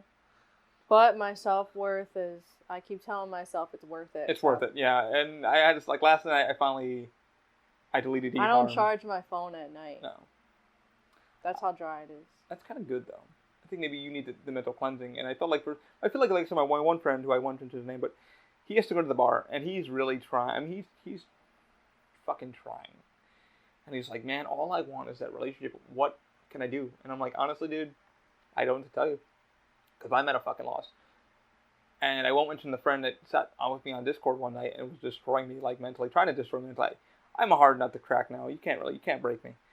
You'll never find someone. You're broken. I felt that way month 2 to month 3 when I was broken up. And I said, oh my God, I'm not going to find anybody. First 2 weeks hurt. And then I was like, you know what? Maybe I need this fucking cleansing. Because I need to look at life with a fresh pair of fucking eyes. And that's when I started going to the apps.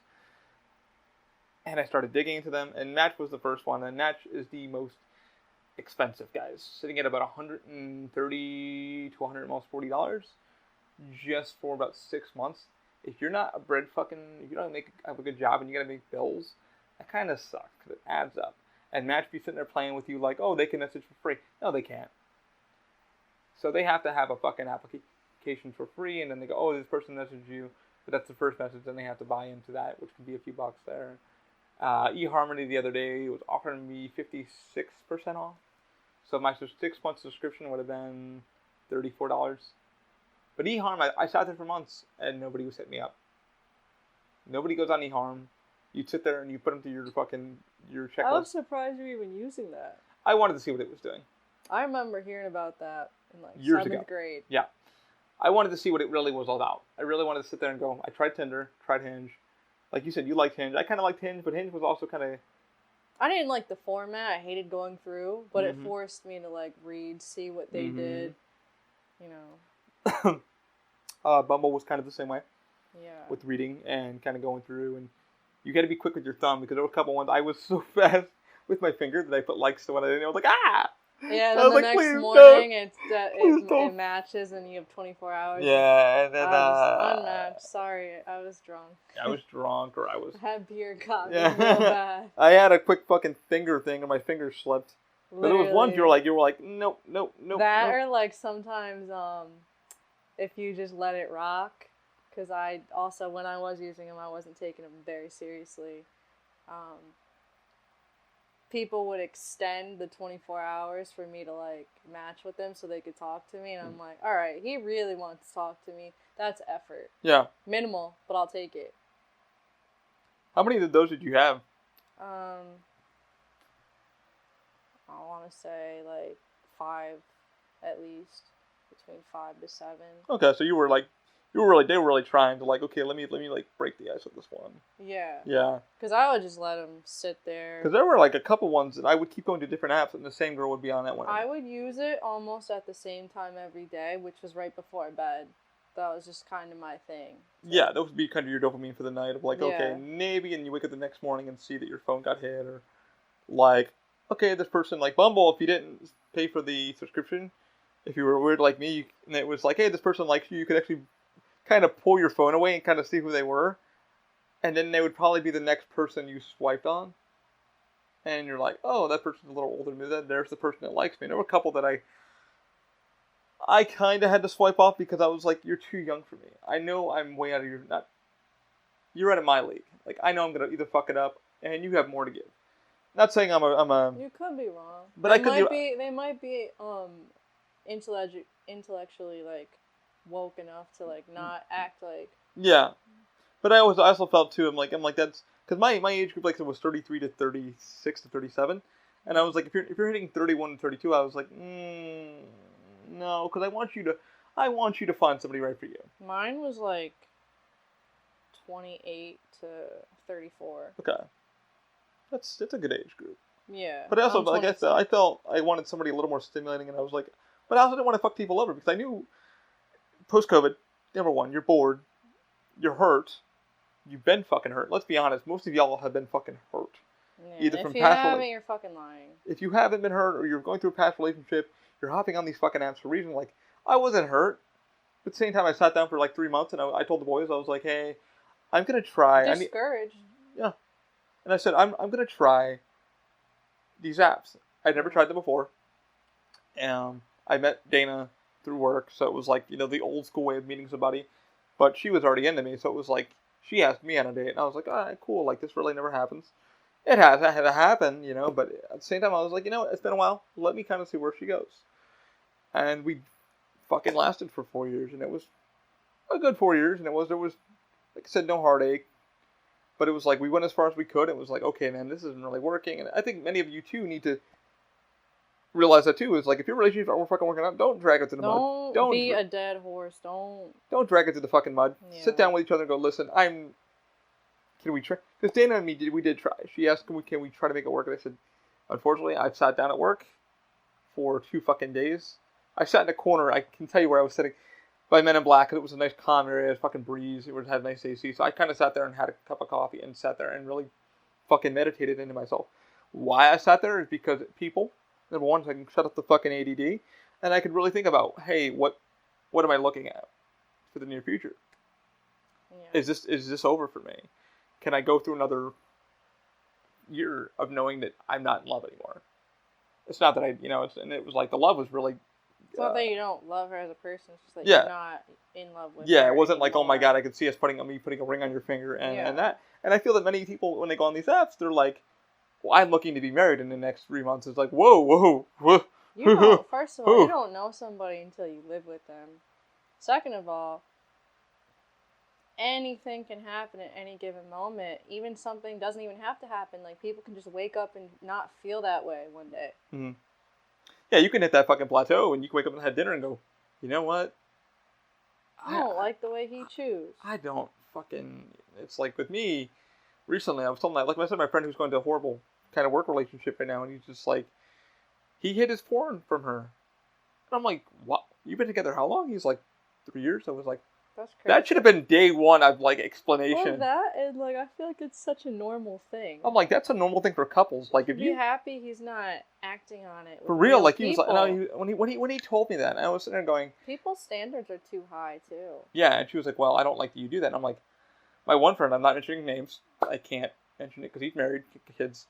But, he has to hide his, you have to hide his porn. And I'm like, she didn't like it in the house. I'm like, okay, that's the first thing she should not be terrified of. Yeah. It's not like you're running out fucking, it's like, no, I'm getting my nut off. You are the one thing I really want to love, but I also want to be ready in bed for you. Mm-hmm. I want to perform for you. But I also want to feel rested well. I want to be in this mental state of where I want to connect with you. But watching porn and Rebel One Out, it's the most healthiest thing you can fucking do. It keeps your mind so level-headed and clear. And I hate to say it, that's what I told my friend. STDs. And I was like, dude, you're so clear-headed of like why I love this person. If you're telling your man, don't do this, or her, don't do this, why? Give them the reason why. Yeah. Don't be like, I don't want you to do this. Why are you telling him to do this? Are you going to give him... Because when you get horny, you'll fucking doorknob. I ain't lying. There's people that jerk off at fucking work in the parking lot. There's one girl that told me, my gal pals does it, has her vibrator in the car. I'm like, is that how much you got to do it? And she's like, no, because I can't do it at home because my girl doesn't want to see it. I'm like, wow. I'm like, that's pretty fucking bad when you gotta literally close your windows off and fucking, get yourself up to go to work. Because she sees other things and she's like, I'm so aroused at work that I can't. And I'm like, that shouldn't even be a thing in my mind. To be honest, I would never allow that to be. But for him, I feel bad because they had more going on. And he was talking about it. That's why I'm talking about it openly, because he was talking about it openly. And he was telling everybody, because he was walking around moping. He was like, I need to talk about this. Like, what do you guys think? What should I do? And I'm like, let her breathe. If y'all had sex later that night or that morning, good. But give her space. Let her kind of understand where you're coming from, why you acted out on it. And that should be a thing. If you're feeling that urge. But a lot of these apps too are becoming a cheating norm too. I would say, because a lot of people are in open relationships, or they're starting to cheat through the apps. Which is a big... That, or they're just forever, they're these guys that just, they're like, they think that they're bachelors, and they just, if you go through their following list, it's all pretty girls from different areas in whatever state you're in. Mm-hmm. And that's what they're doing. They're grouping all of you, and I don't get ghosted, but I'm getting benched. Oh, I've been ghosted. I've more than fucking benched. I'm ghosted. I've been ghosted before, but... I think I went through guys fucking at least in now a year over 600 profiles. Yeah. Hate to say it though, a lot of the girls that I'm looking at, and the same ones, because they're all in the same fucking app. They are. That's exhausting of seeing the same fucking one. And it's like, oh, you again? You trying to bullshit? Keep up this facade that you're like this. Yep, and like I said, wonderful person. Each one was like the same fucking thing of like, I like this, or I'm a lawyer, and then they put this fake facade of a fake career choice. I think a lot of them were fake career choices. To be honest with you, yeah. I'm a director of fucking whatever. I'm like, so you're the boss of this, or I'm a VP of entrepreneur. I'm looking at or they're like exaggerating the extent of their job title to make themselves seem more interesting. I had one person look at me and she goes, what do you do at Universal? I'm like, I'm an attractions attendant. She's like, it's fucking lame. I went, yeah, but you're probably looking for tickets. So have a good day. And I wasn't wrong. She was like, check me. I was like, check, bitch. Gotcha. And she was like, well, gave you that idea. I'm like, because why would you like me? And she was like, and I'm like, because you want tickets. Can't help you there. Have a good day. I was like, I'll see you at the front gate.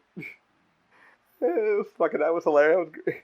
But I feel like, I don't know, it's this, you deleted them, I deleted them, I'm fucking happy. And if you guys haven't guessed it, none of the apps are fucking great. Like, none of them are great. Facebook has its own fucking thing. eHarm, how I found eHarm was through fucking Hulu. I'm telling you right now, Hulu popped do not up. Listen to him. Do not use Facebook or eHarm unless you really want to. Unless you really genuinely want to. They're weird-ass people. Goofy. She's not wrong. Something. She's not wrong. Like I said, the one that I have 100%. I used to have. I have a photo of her. She's 112%. Supposed to be my match. And we finally kind of talked and did our naughty on like FaceTime. It's fucking Kooky for Suzuki, baby. She was going through my Facebook because I thought I could give her, be her friend. I was like, but then I had to text her and I was like, we're not friends, we're acquaintances. I had to break her fucking heart slowly. And what really set me off one night was she went through my Facebook, like scoured it, and saw me and Dana and shit like that. And I was like, yeet. She's like, I got upset and I punched the table. And I'm like, why are you punching the fucking table? We're not even together. What are you doing? What is she going to do when you really make her upset? I was like, this is kind of spooky. That's very spooky. I was like, that's fucking Kooky for Suzuki. Yeah. And then she was talking about her exes and do you like, she kept repeating herself to you, do you like cats? Do you like, I'm like, I've already told you that. Oh, well, do you like sex? We all like sex. Well, my ex, this one, or my ex, that one, and I'm like, don't want to know about your exes. That's not important to me. I don't care. Why are you... You can't be tripping over what's behind you. And then I was like, yeah, exactly. And then I was sitting over there, I'm like, why are you still talking to that fucker? Yeah, if he's so fucking bad.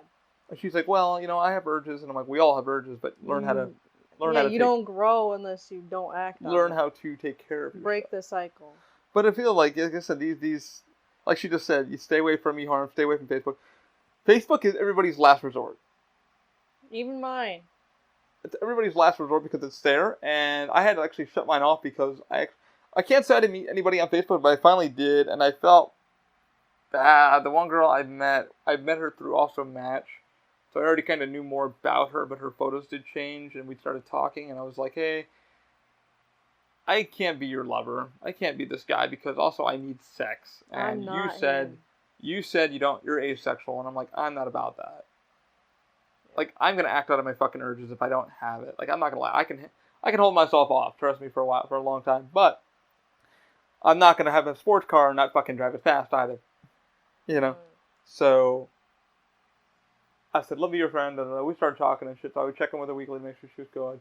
The other girl, I finally bumped into her, and then you would match with people on Facebook, and they wouldn't hit you back. Mm-hmm. They would totally fucking ghost you, and people are like, I don't get ghosted. I'm like, trust me, you get ghosted. One girl, I fell for her 4 times over on all the apps. She read through them. She didn't even fucking... And she's like, I like guys that are... I don't care about the car, this, that, and the other thing. Cool, fucking talk to me. And I fucking gave her likes, this, that, and the other thing. And she just kept fucking ghosting me. I'm like, she's still fucking single as far as I know.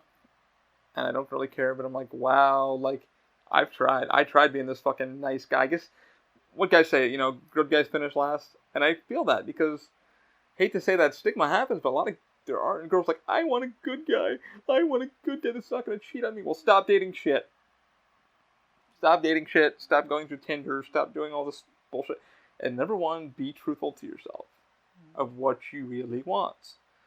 Because the good guys are like going to fucking give you that time and attention of like, hey, I really do want to try. I will fucking try, but will you? And girls are, girls like, I don't. It's like, well, are you? And what do you, as a girl, like, what is your stigma on that? On what exactly? The good guy, wanting a good guy, but always dating the fucking loser. My problem is the people that I like don't like me back the same way. And the good guys, all the good guys that would treat me right, I'm not sexually attracted to, so that's why I close them off. That's fair. That's very fair. That's, if I'm being honest. I can't even imagine. That's as fair as it's gonna get. I mean, I feel like that too, because I know, like I said, I'm sorry for them because they're like amazing people inside and out. Yeah. But like you said, it's for a lot of people, it's like the stigma is like you need to look the way I want you to look, act the way I want you to act, and I feel like we read through it too. It's also a game for us too because we're looking for certain keywords for that person. It's like, okay, you may not look this way, but let me give you a chance for, which is weird because, like I said, I was at the bar and this fucking girl, she saw me and she just, the waitress was like, not gonna happen. I'm like, damn it. And she fucking saw me walk up and she's like, hey, she's waiting for this guy. I guess you're the guy. I'm like, I am. And the girl just walked away and then had the balls to text me. Oh, yeah, I'm sorry. I was running a little bit late. I'm like, bitch, we just fucking locked eyes. Yeah. And just because you didn't fucking yeah, our conversation was good through text. Now you couldn't follow through with being this. And like I said, these apps. She could have at least stuck it out. And yeah, and then like had it one gave me. conversation. She could have gave me like, 5 minutes. Yeah. I feel it could have given me 5 minutes and been like, hey, Ollie, I don't think it's great that I met you. I don't think it's gonna work for us down the road. Cool, whatever. Yeah. I've got such thick fucking skin that you guys gotta know I work for a fucking theme park, so I see the hotties of the fucking hotties that I would have no time of day. And I've got many fucking numbers slipped in my hands. I got a business card slipped in my fucking pocket. Girl was like, hey, I am single and I'm a little this age, but would you mind if we went out and fucking had a beer? And I'm like, well, yeah, but I don't think and she's like, I'm not saying we're gonna be boyfriend girlfriend, but we could definitely hook up. And I'm like, ooh, damn, didn't know I had that kind of skill. But Jesus Christ, she's like, your humor is what got me. Seeing that's who you fucking are, I was like, whoa, okay. Did I hook up with her? Unfortunately, I didn't, because I was like, nah, because I ain't about that. Yeah, you're just not that kind of guy. You're. I mean, I have hooked up. I mean, I've done some naughty shit in that Yeah. parking lot, in the bathrooms at Universal. I will say that. I know some places where some naughty shit went down and I was involved, but To the window, to the wall. shit went wild, and I can't say shit didn't go on in the parking lot and the van. You really be out here. Yeah, doing some crazy shit, but Sling it. you got to watch yourself too. And people are just, I think people are just, like I said, we're repeating ourselves over and over again. People are just trying so fucking hard to find it. And I don't know when it's going to slow down for us guys. I really don't. It's getting cold out, so if you expect to find someone on there that you're going to bring home for Thanksgiving, no, you're not. Yeah, be careful of that too. You're I know a not. lot of people aren't looking at that also. I think they're thinking more through their dick with their head. Yeah. And thinking, okay, maybe I can change this person. What's your feeling Yeah. on that? You can't love somebody into loving you. You cannot. They have to be open to that. If they're not, you're gonna hurt. You're gonna break your own heart, and I'm guilty of that. Mm. And that's, you sit there and you go, maybe I can. That's what the one person that I'm talking about, who I've done naughty time with, and who was mine. She thought she could fucking cater to me, and she tried. She really sent me fucking nudies, whatever I wanted. And the reason why I stopped is I'm like, something here is not mental. Something here is mentally wrong. And I apologize. And I stopped there and I was like, Ali, yeah, you're smarter than this. Yeah. Stop. Before it gets bad. Stop. And before you both come more invested. I texted her. I told her straight up. I was like, we need to talk. And I apologized to my fucking heart's content. And she totally took that exception. She goes, no. She goes, you're the first guy to fucking tell me sorry. Yeah. And not take advantage of me the way you did. And she's like, but I truly fucking love you. And I was like, you can think that. You can think that, but I will not allow that to break your heart. And she was a little upset. She was like, is there anything I can do to cater to you? I said, there's not. Can I be your fuck buddy? No, you can't.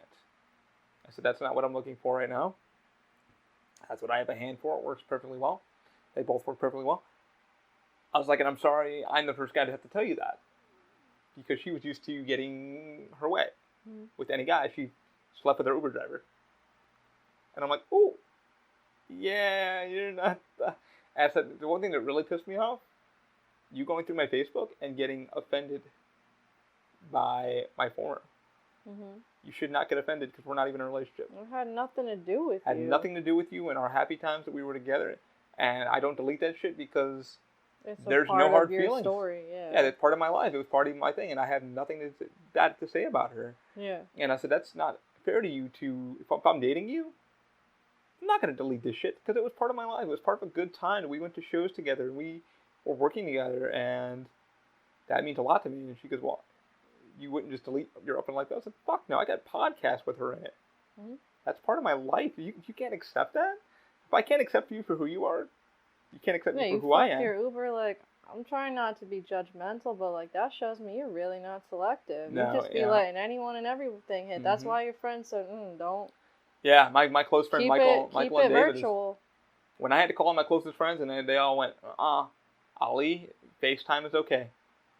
Post, if you guys are. That's as far as it needs to go. If y'all need to send nudies to each other just because you're in that hot moment, go ahead. And I deleted all those, and if she is listening, all your shit is gone. I don't, that was in the past. No use for it. That was months ago, and I made sure of that. And I'm like, everybody's like, what do you ask me about that? What do you do with your old stuff? And I'm like, what do you mean do with my old stuff? I'm like, there was a good post on Facebook about that. If she sent you nude photos, she trusted you. So don't blast that shit. And I'm like, that's maturity. Yeah. That's very much maturity. You just keep that to yourself or keep it to delete yourself. Delete it. And I have everything deleted and cleaned up. And I'm like, I don't need that in my life. And I'm glad I even hit that maturity of I was like, you know what? That was a fun time with her. Whatever. We still... And I haven't talked to this person probably in a month. Because she has my number. And she like calls me for stupid things. Like, hey, I just need to talk. And I'm like, all right. I'll be that kind of person where you can chat and vent to. Just know, and I told her, I said, hey, maybe I am talking to somebody, and she kind of got a little sad, and I was like, again, that's not your concern. We were never a thing. We were never going to be a thing. Just being frank with you. Yeah, we're never going to be a thing. I said, we had a moment of adult time, which is fair. Anybody can have that. Mm-hmm. And I feel like, like I said, all these ads, like I said, Facebook was shit. eHarm was fucking interesting, to say the least. eHarm, sadly, with that one is it plays this fucking game a lot. We're the best app. We're gonna help you, and if they don't, it's probably one of the cheapest. Bumble, kind of like Tinder, in my opinion. Yeah. Plenty of Fish, kind of the same way. What the fuck did I use? Meadville. Don't use fucking. If you see anything on Facebook, okay, it looks kind of like sponsored or it found your algorithm, please don't use those sites. Those sites are sketchy AF. I use some fake credit cards on those just to play with them. Please don't. Stick to Bumble and Hinge. Stick to the ones that are really applications. The one that I used, that is a decent site. It's for geeks, but it's now become more of a scammer's kind of paradise. Is Geek to Geek. Please don't fall for it. Some of the girls that I saw in there are on Match, and they're very cool girls. I've already given them love and respect because I was trying to get their attention, but nobody. Like I said, they're scared of the disability. They're scared of who the fuck I am. They paint this picture of themselves of being perfect. And the one girl did. I was like, hey, my name's Ali. This is what I did at theater. This girl's painting herself so cleanly. And she's actually friends with one of my friends on Facebook. And I was like, hey, who's that so-and-so girl? And he was like, oh, yeah, good luck with her. She's very picky. I'm like, would I even have a chance? He's like, probably not. She's very selective. And I'm like, no wonder she's fucking single on all these apps. Somebody who's like myself, who's this decent guy trying to give myself... And like I said, I felt, after using all of them, I felt so distraught. I felt so heartbroken. Me too. It makes you, second guess yourself. I felt I didn't tell you how depressed I felt. Yeah. I literally was sitting in my room. I almost cried. I did fucking cry. Let me put that. I sat here depressed. I put on meditation music. I meditated. And I was like, oh my God, maybe Dana was right. Maybe this person was right. Maybe that person was right. And my buddy Mike called me, and he was like, you okay? I was like, I feel fucking broken. And he was like, explain, are you okay? And I'm like, can we play some VR? And he's like, yeah, let's hop in VR. And we just sat in this VR, and we did some fishing, which is fucking amazing, by the way. But I felt broken. I felt like, oh my God, will this ever happen? And then I had the urge to go back to these fucking apps. I would delete them and go back to them. Guilty. And I'm like, oh my God, I now need to find this happy place. You're chasing serotonin, you're chasing dopamine, you're chasing endorphins. It's almost like a drug. Just getting that feeling of like, I may be good enough for someone else. Someone else might see my worth. And that's when you get lost in it. And I highly recommend just avoiding that. Because it hurts. You're going to break your own. Dude, there were so many that I put likes to. That I was like, maybe she'll text me today. Maybe she'll text me today. Maybe if I try. If I spend all... I am guilty. I'm spending a fuck ton of money last year.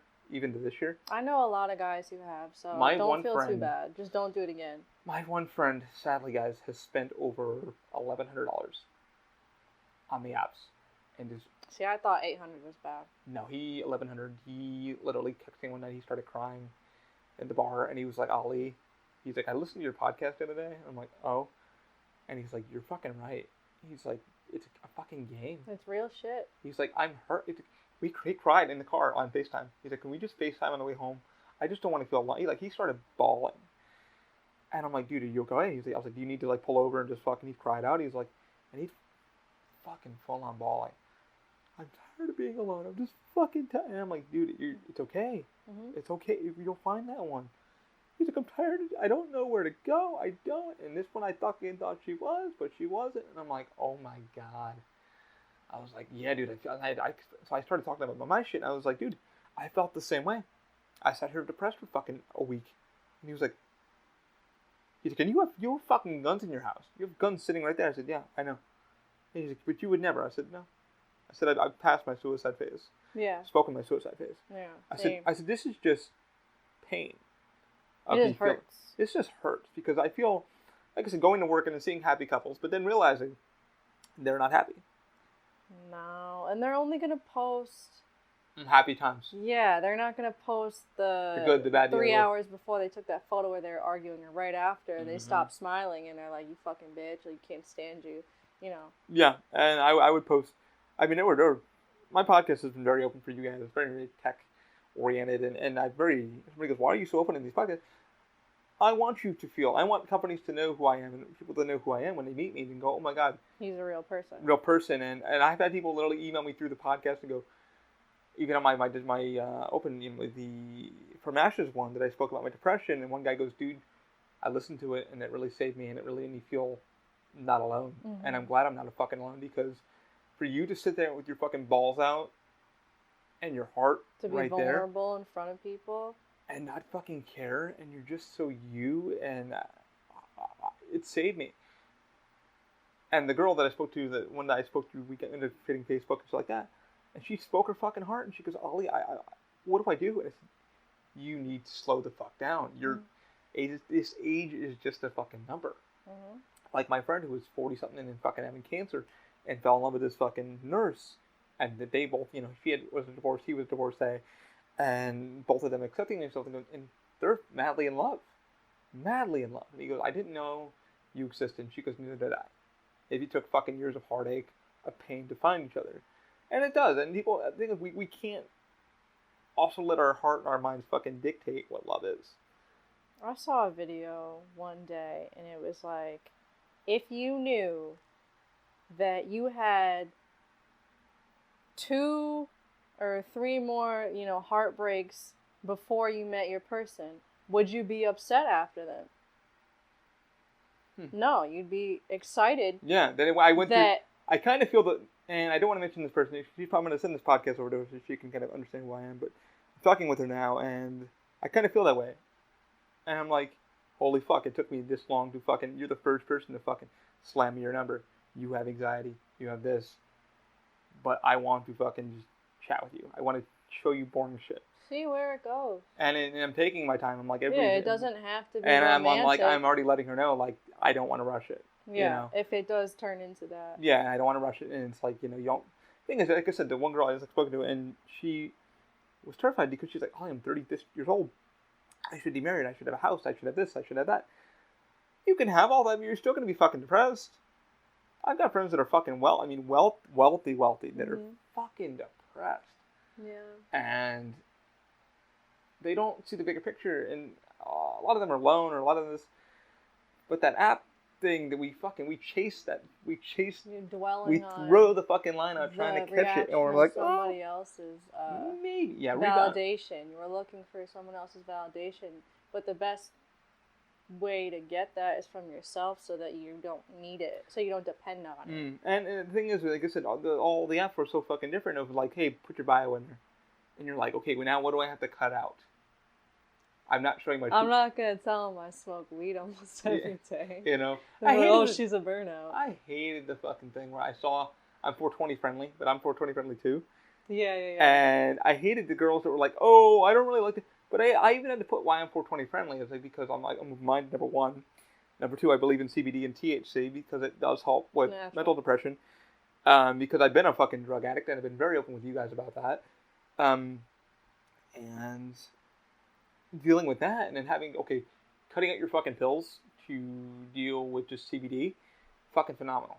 If you're smoking like twice a day just to ease yourself and saying, I feel better, I don't have to take all these fucking pills or go see my doctor, and I've now more clarity than I've ever been, phenomenal for you.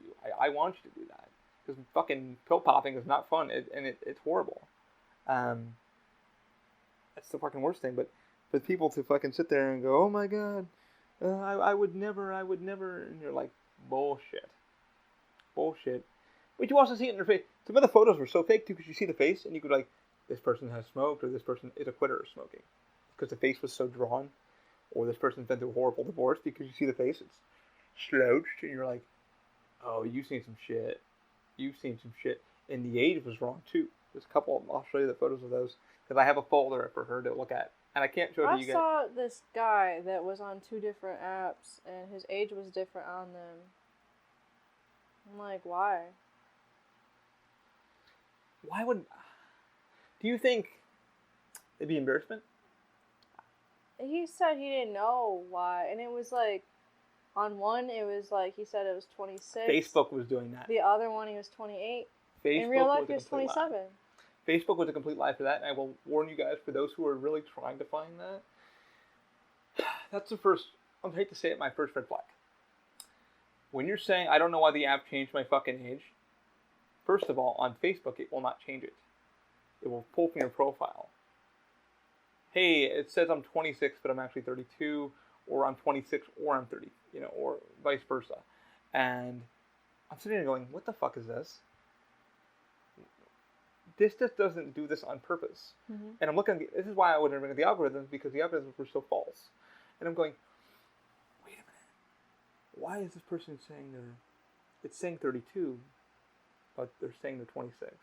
Then I'm looking at the photos, and you can see that, like I said, always look at the photos carefully, guys, because it's makeup. Zoom in, look at what's filters, a lot of filters.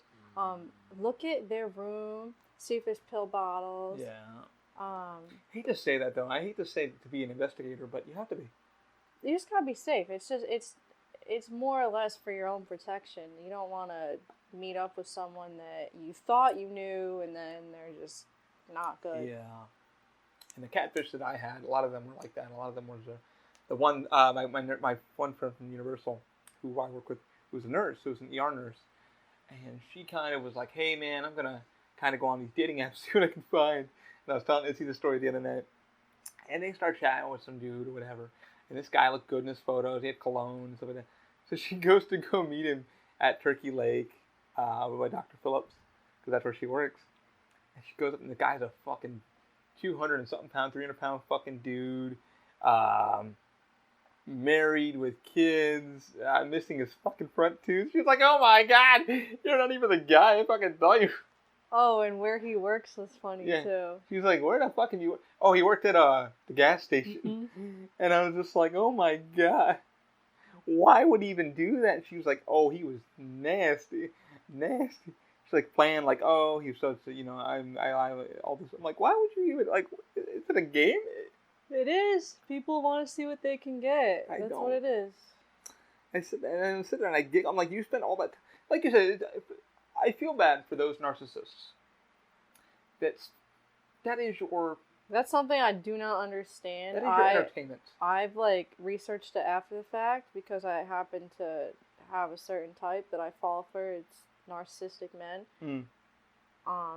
And I just, I try to see, where their mindset is when they're doing it. And, a lot of them can't control it.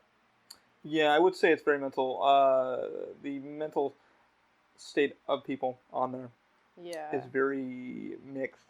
Because the one, like I said, I keep bringing up, she's kind of the same way. She's got bipolar disorder and other stuff, and I'm just like, ooh, you really should have that on your profile, so I know how to best react. Yeah. Or if I was comfortable. The one thing that, like I said, I immediately moved her. I think I told her that I X'd her way before. Mm-hmm. And then she found me through eHarm. We were both on eHarm, and I X'd her. Because eHarm does have a lot of things, but people aren't in your area, so it really, kicks you out of, okay, they're not 30 miles in. They're 60 miles out. And a lot of the girls on there were like, oh my god, I wish I could find somebody, but why are they fucking 300 miles away or 200 miles away? It's all because they're using different apps. Number one. But, like you said, narcissism isn't one thing, and then it's just this thing of they don't know they're doing it, but they also don't know how to control it. And these apps become kind of their safe haven to fuck around on them. Yeah. Because they become phone warriors, app warriors, and they're like, oh, let's see who I can fucking, catfish or fall for. Because walking up to someone now and tapping them on the shoulder saying, hey, you look pretty cute. Would you mind if I... And you're like, ugh, what the fuck would you even ask me? What the fuck would you even... Doing that now, it's taboo. It's very taboo. Like, I asked a coworker out recently... I prefer that because I appreciate it more. It's more thoughtful versus you sending me a like, because everyone does that. Well, the like is kind of hard too. Like, I did likes because I'm like, okay, and if she responds back, then boom. And some people are nervous, you know. Some people have social anxiety, so that's why like the like is their safety net. So I get that too. Yeah. Anxiety's a motherfucker, especially like I said months ago. Months ago, I asked a coworker out on a date, and I was like, hey, if it doesn't go anywhere, I don't want to date another coworker, but I really like it. Can we? And I was like, you know my situation, you know what I got. She was so cool with it. She was like, yeah, man. She's like, I actually really wanted to ask you on a date. I don't know if it's going to go anywhere, but I really would love to have dinner with you. So we did, and it didn't go anywhere, but we're close friends, and she was like, she's got so much going on mentally, and she's like, I don't want to fucking drag you down. I do not want to drag you down. That's cool of both of you to just be able to like be emotionally mature enough to like and have it go either way and just still be cool. We're still really into each other and talk, and she's like, how's the dating game going? Any funny way? But she was like, she's an anchor. She's like, I'm the fucking Titanic sinking. You know me. She has days where her anxiety kicks up so hard where she has to hide in the corner. Yeah. You know, and I sit with her and I'm like, you okay? You okay breathing? She's like, just don't leave me. I'm like, I gotta do something, but I gotta fart. You know, you're gonna fucking smell this. She's like, just do it. But to me to even do that, like it's hard for me to even like, because like I said, I see fucking gorgeous people, but I sit there and I go, yeah, I'm on the clock. I shouldn't really be staring. You know, I flirt a lot with a lot of people, but it's like it's not gonna go anywhere. But people are like, what? Somebody asked me, what's your most embarrassing thing you have to admit? I said the most embarrassing thing that I have to admit all the time is the disability. I had to put that on Front Street for people because it is a fucking a deal killer, a date killer. You know, it's like, oh god, he's fucking broken. I gotta deal with this, and I want somebody normal. Or they're assuming that you're so much to deal with, and you're really not. No, and that's the one thing. Maybe one or two doctor's appointments, but who doesn't? Anyone that has health insurance, who doesn't go to the fucking doctor? The one thing that I've realized with many people are seeing psychologists.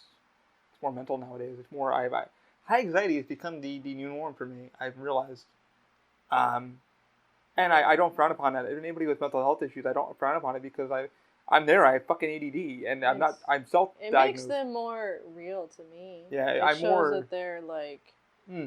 Yeah, like what the fuck's going on with you? Are you seeing a psychologist? Or what are you doing? How are you sleeping? You know. Therapy is attractive to me. Therapy is good because most people don't fucking talk about it. I hate people that, and I'm very open. I'll say this openly. I don't like people who hold it in. I've been called out at work very much like, Ollie, can you just fucking hold it in? No, it's gonna bottle up, and I'm gonna break the fucking wall if I don't. You should be glad and encourage it, not. And I feel that some people, but like I said, these apps, to me, when I was going through all of them, people were so hiding behind the wall, and you were like, you lying motherfucker. I'm guilty of it. Lying motherfucker. I definitely pretend to be emotionally stable all the time. I'm not. Why do you think that you had to do that? Was it because like you're trying to?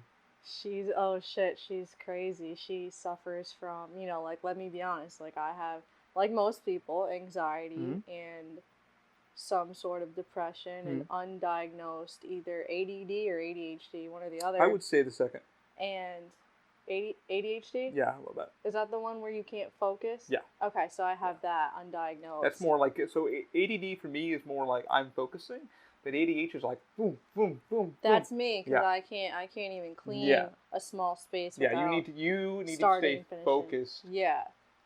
People who are watching the video will obviously they go, yep, ADHD.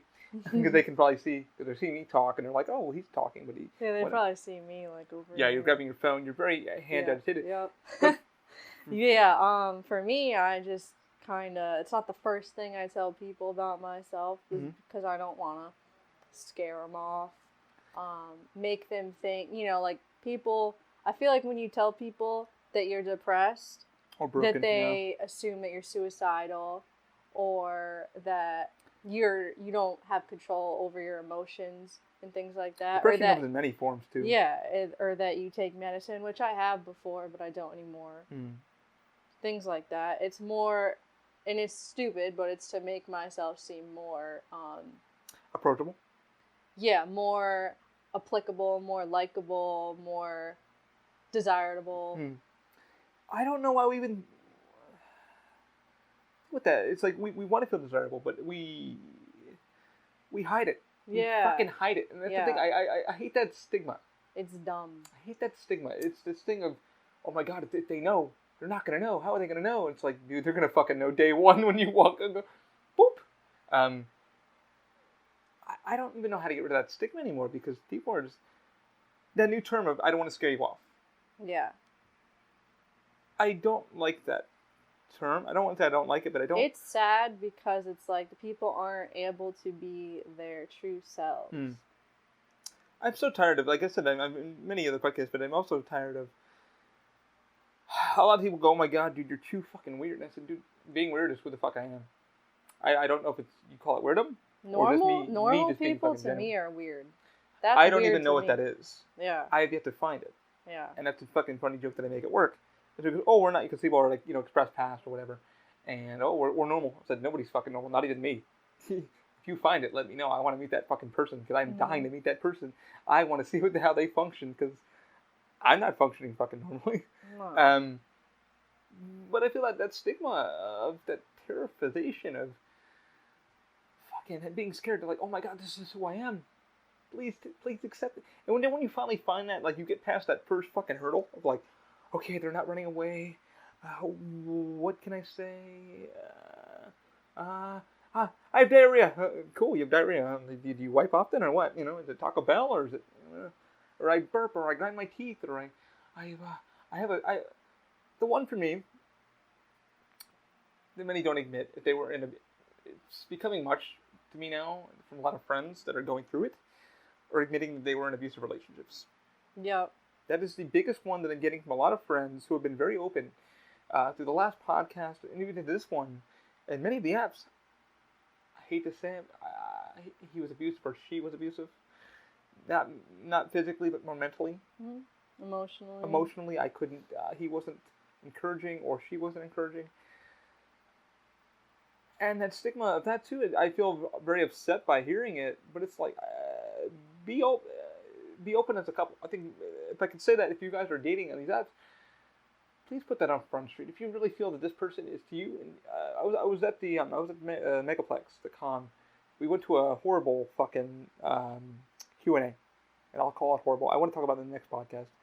Horrible Q&A. The guy was doing, it's called Socializing 101, and the guy was horrible. Mike had to walk. Pernesco had to walk out. It was me, David, and my buddy Dakota, who's been on the podcast before. And I should have grabbed the mic from the fucking guy because the guy did not know how. He was rebuttering stuff and shit like that about, oh, if you're feeling this way, this is how you should approach someone. He just kept repeating himself. He forgot how long his fucking panel was. The audio sounded like shit. He had nobody there really monitoring him. He was hungover from the night before because they had a huge fucking techno dance party of all the furries together. And these people were fucking cool people. I gotta admit, they were my people. They made me feel so comfortable. Being like, oh my god, you're disabled? Cool. Oh my god, you're gay? That's fucking awesome.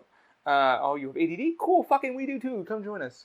Come join us on the... And I got in the fucking dance floor and I was jumping around, spinning around with people who were fucking in costumes, just bouncing. And I was like, I'm not gay. I'm fucking an ally. I'm not fucking transphobic. But I love all of you fucking people because we all are fucking being ourselves. People were pulling off their heads and showing who they truly were. And I felt this way, but this guy was horrible. He was telling people, giving them bad advice about... one guy walked up, and I should have grabbed him. I told Michael and David I should have grabbed him because I felt so bad, the advice that he gave. And the advice that he gave to the guy was like, hey, man, I've been single for a while. I need to make friends, but I'm too scared. I was a fucking vegetable for 15 years of my life. I was in a fucking hospital bed. I suffer from a disability, but I'm too scared to fucking tell anybody that. I'm too scared that they're going to run away and not want to talk to me and assume that. And I'm like, in my head, I'm like, dude, I'm fucking disabled. I was born with this shit. Even in my profile, my Media Harmony, I wrote that. I was like, it said, what do you wish people more listen? And I wrote, I wish they looked past my disability, because once you get to know me, you don't want to fucking unknow me. Mm-hmm. And it's true, man. People who get to know me finally are like, wow, fucking love Ali. He's fucking himself. Wish I was more like him. I wish he does a fucking podcast. I wish I could fucking sit in front of a camera and fucking talk and just blabble. I can't fucking do that. I'll be fucking. If my parents ever saw that, I would have to fucking blow my brains out. I could never let anybody see that. He doesn't care. And I was shocked that people can't do that. And my buddy's like, how many episodes are you up to? I'm like, 100. He's like, oh, I'm subscribing to your podcast. Listen to it in the car. He's like, I would not have the balls to talk about what you talk about. I would freak the fuck out. And I'm like, how do you get over? He's like, how do you get over? I'm like, you just do. I work here. People walk up to us. What do you say? Hi guys, welcome to 30 Rock. How you doing? And we have no choice, but we say it. But hearing that guy, sadly, in his depression state, saying, I don't know what to do. I want to meet people, but I'm terrified I can't talk about my disability. I should have grabbed him. Dude, if you ever listen to this fucking thing, I'm so sorry I wasn't able to stop you. I had to pee.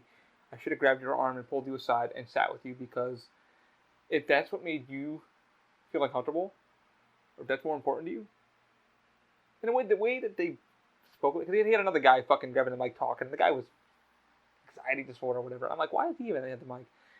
And I was like, I yelled out, I'm like, be confident in yourself. Be fucking confident. Oh yeah, that too. No. Be confident. If someone's gonna run away from you because you open the word and go, so be it. The next person might come up and go, hey, how are you? I'm so-and-so.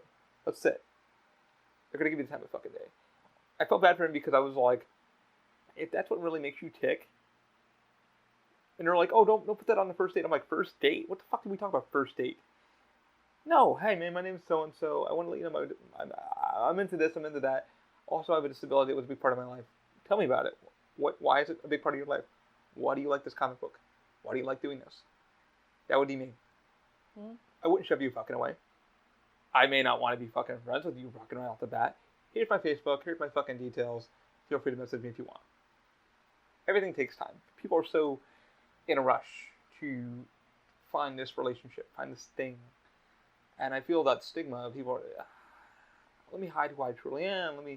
I don't want to scare them. Let me water myself down so I'm more likable for you. Yeah, I'm for you. And it's like, some people, like I said, I'm not scared of that. I'm not scared of telling people. That was the first thing like I said, put on all my profiles. Hey, I'm disabled. Parking's incredible. Yeah. That was the first thing I put out there, and everybody's like, my friends fucking laughed. They thought that was hilarious. They go, that's you in a fucking nutshell. You in a nutshell.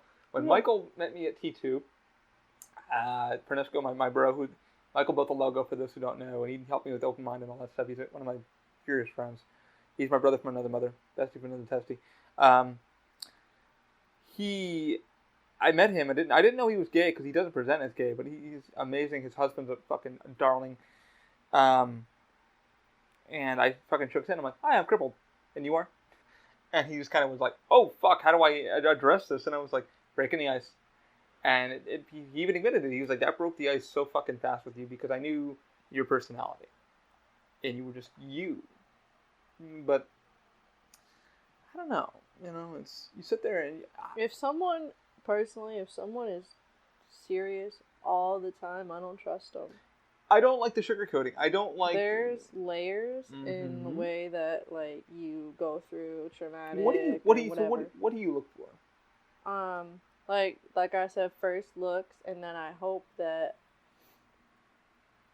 they're capable of having a mature conversation. We can talk about real life shit. Do you like playful talk? Do you like, comics or like that? Do you like it kind of like, hey, like, what are you watching? What are you reading? Kind of exactly about your day. Yeah. You like that kind of... If I'm interested in that person, yes. Yeah. Otherwise, I really, I also don't like to talk to multiple people at the same time. It's not fun for me. I get overwhelmed. I get overstimulated. I'd rather just talk to one person at a time. Mm-hmm. But... That was hard. Like I said, when I met this person I'm chatting with now, I was on multiple fucking things, and I'm like, okay, I'm not using this one anymore. I'm not using that one anymore. And I tried being that fucking friendly guy to most of these two people, and I'm like, I'm in 3 different conversations, and on top of that, talking to fucking friends or clients. Working.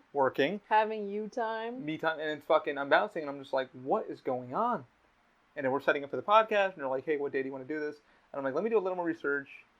And I didn't want to lead anybody down a lonely fucking hallway. And I made that very clear to a couple of them. I was like, and I tried breaking the ice with the one girl, and she was just not happy. I mean, I tried breaking the ice. Hey, what rides do you like? Your Disney hall. Like, what do you like at Disney? And she'd leave me a little one-liner, and I'm like, bitch, can you speak, or are you just fucking running me around the... Yeah, I like to know that I'm not forcing a conversation with you, that you genuinely want to speak to me, hear from me. Yeah, and it said I matched with her, and I'm like, oh, so let me just fucking play with you. Yeah. Like I said, leave me the funny jokes. So I did. Oh, very funny. Okay, bye. But don't let your profile and file also lead people on also. Hey, I present this way, but I'm also this way. There's a lot of that. And that's why you get a lot of the introvert, extrovert, that IJ, NJ kind of shit. I'm like, fuck. Introvert, extrovert. I'm like, oh, didn't know that. What were the top things that you would look for in a profile? That were like, oh my god, this is a red flag, or this is a go ahead? Green flags or red flags or both? I would say both. Alright, red flags. I don't want a picture of you at the bar. You can be at a bar with your friends, but like the drink shouldn't be in hand. Like, you're not cool. That was cool in high school to have like the Ciroc You're not holding a bottle of fucking Bacardi, chugging it down. It's not cool anymore. It doesn't make me want to take my pants off. Like, it just makes me hate you. A lot of people, it doesn't bother me. It's just very common. I think you should separate yourself from the rest when you're holding up your fish or your deer or whatever. That doesn't make me want to talk to you more because you're able to do that. That's cool. I'm all for it. Hunting's cool. I like fishing. Green flags. I like people who hang out with their family. I think that's cool if you like your family. I don't like mine, except this one. And my mom. Sorry, Mom. Yeah. And people that have hobbies. Healthy hobbies. I would say that's a big green flag. That's the big thing to me. Like, be honest about what you're doing. Yeah. Because, like I said, just like, back to my friend with masturbating. It's like, not a hobby, but also that should not be not known. That, or like, say you like going dancing, but you're not really dancing. You're just going and doing lines in the bathroom all night at the club and hitting on the same girls that come. Yeah. Or going in and fucking doing a pill popping. Pills and potions. I've been many nights of that. I've worked, like I said, I work in a theme park. I've seen shit I don't ever want to see in my life. I've seen people snorting off the fucking countertop. Putting your Snapchat,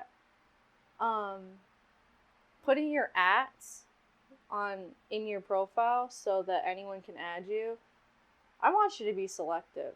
That just shows me that you don't give a fuck. Anyone and everyone can talk to you. I don't want that, personally. The thing that I had to, and like I told you before, the reason why I had to do that, I didn't know why it was a thing until I did Tinder. It was because nobody looking for followers. Nobody wanted to pay. Number one, because like everybody's like, yeah, that's a good point. I don't want to pay, and I made that very clear. I'm like, hey, the reason why if you're gonna do that, I'll be very fucking honest with you guys. If you're gonna add your Facebook, your FB, or your IG, or fucking SC for Snapchat, because you have to abbreviate it, otherwise the algorithm catches it and deletes it. Just be fucking upfront. Like, hey, I don't want to pay for this shit. I do want to talk to you, but I'm very selective.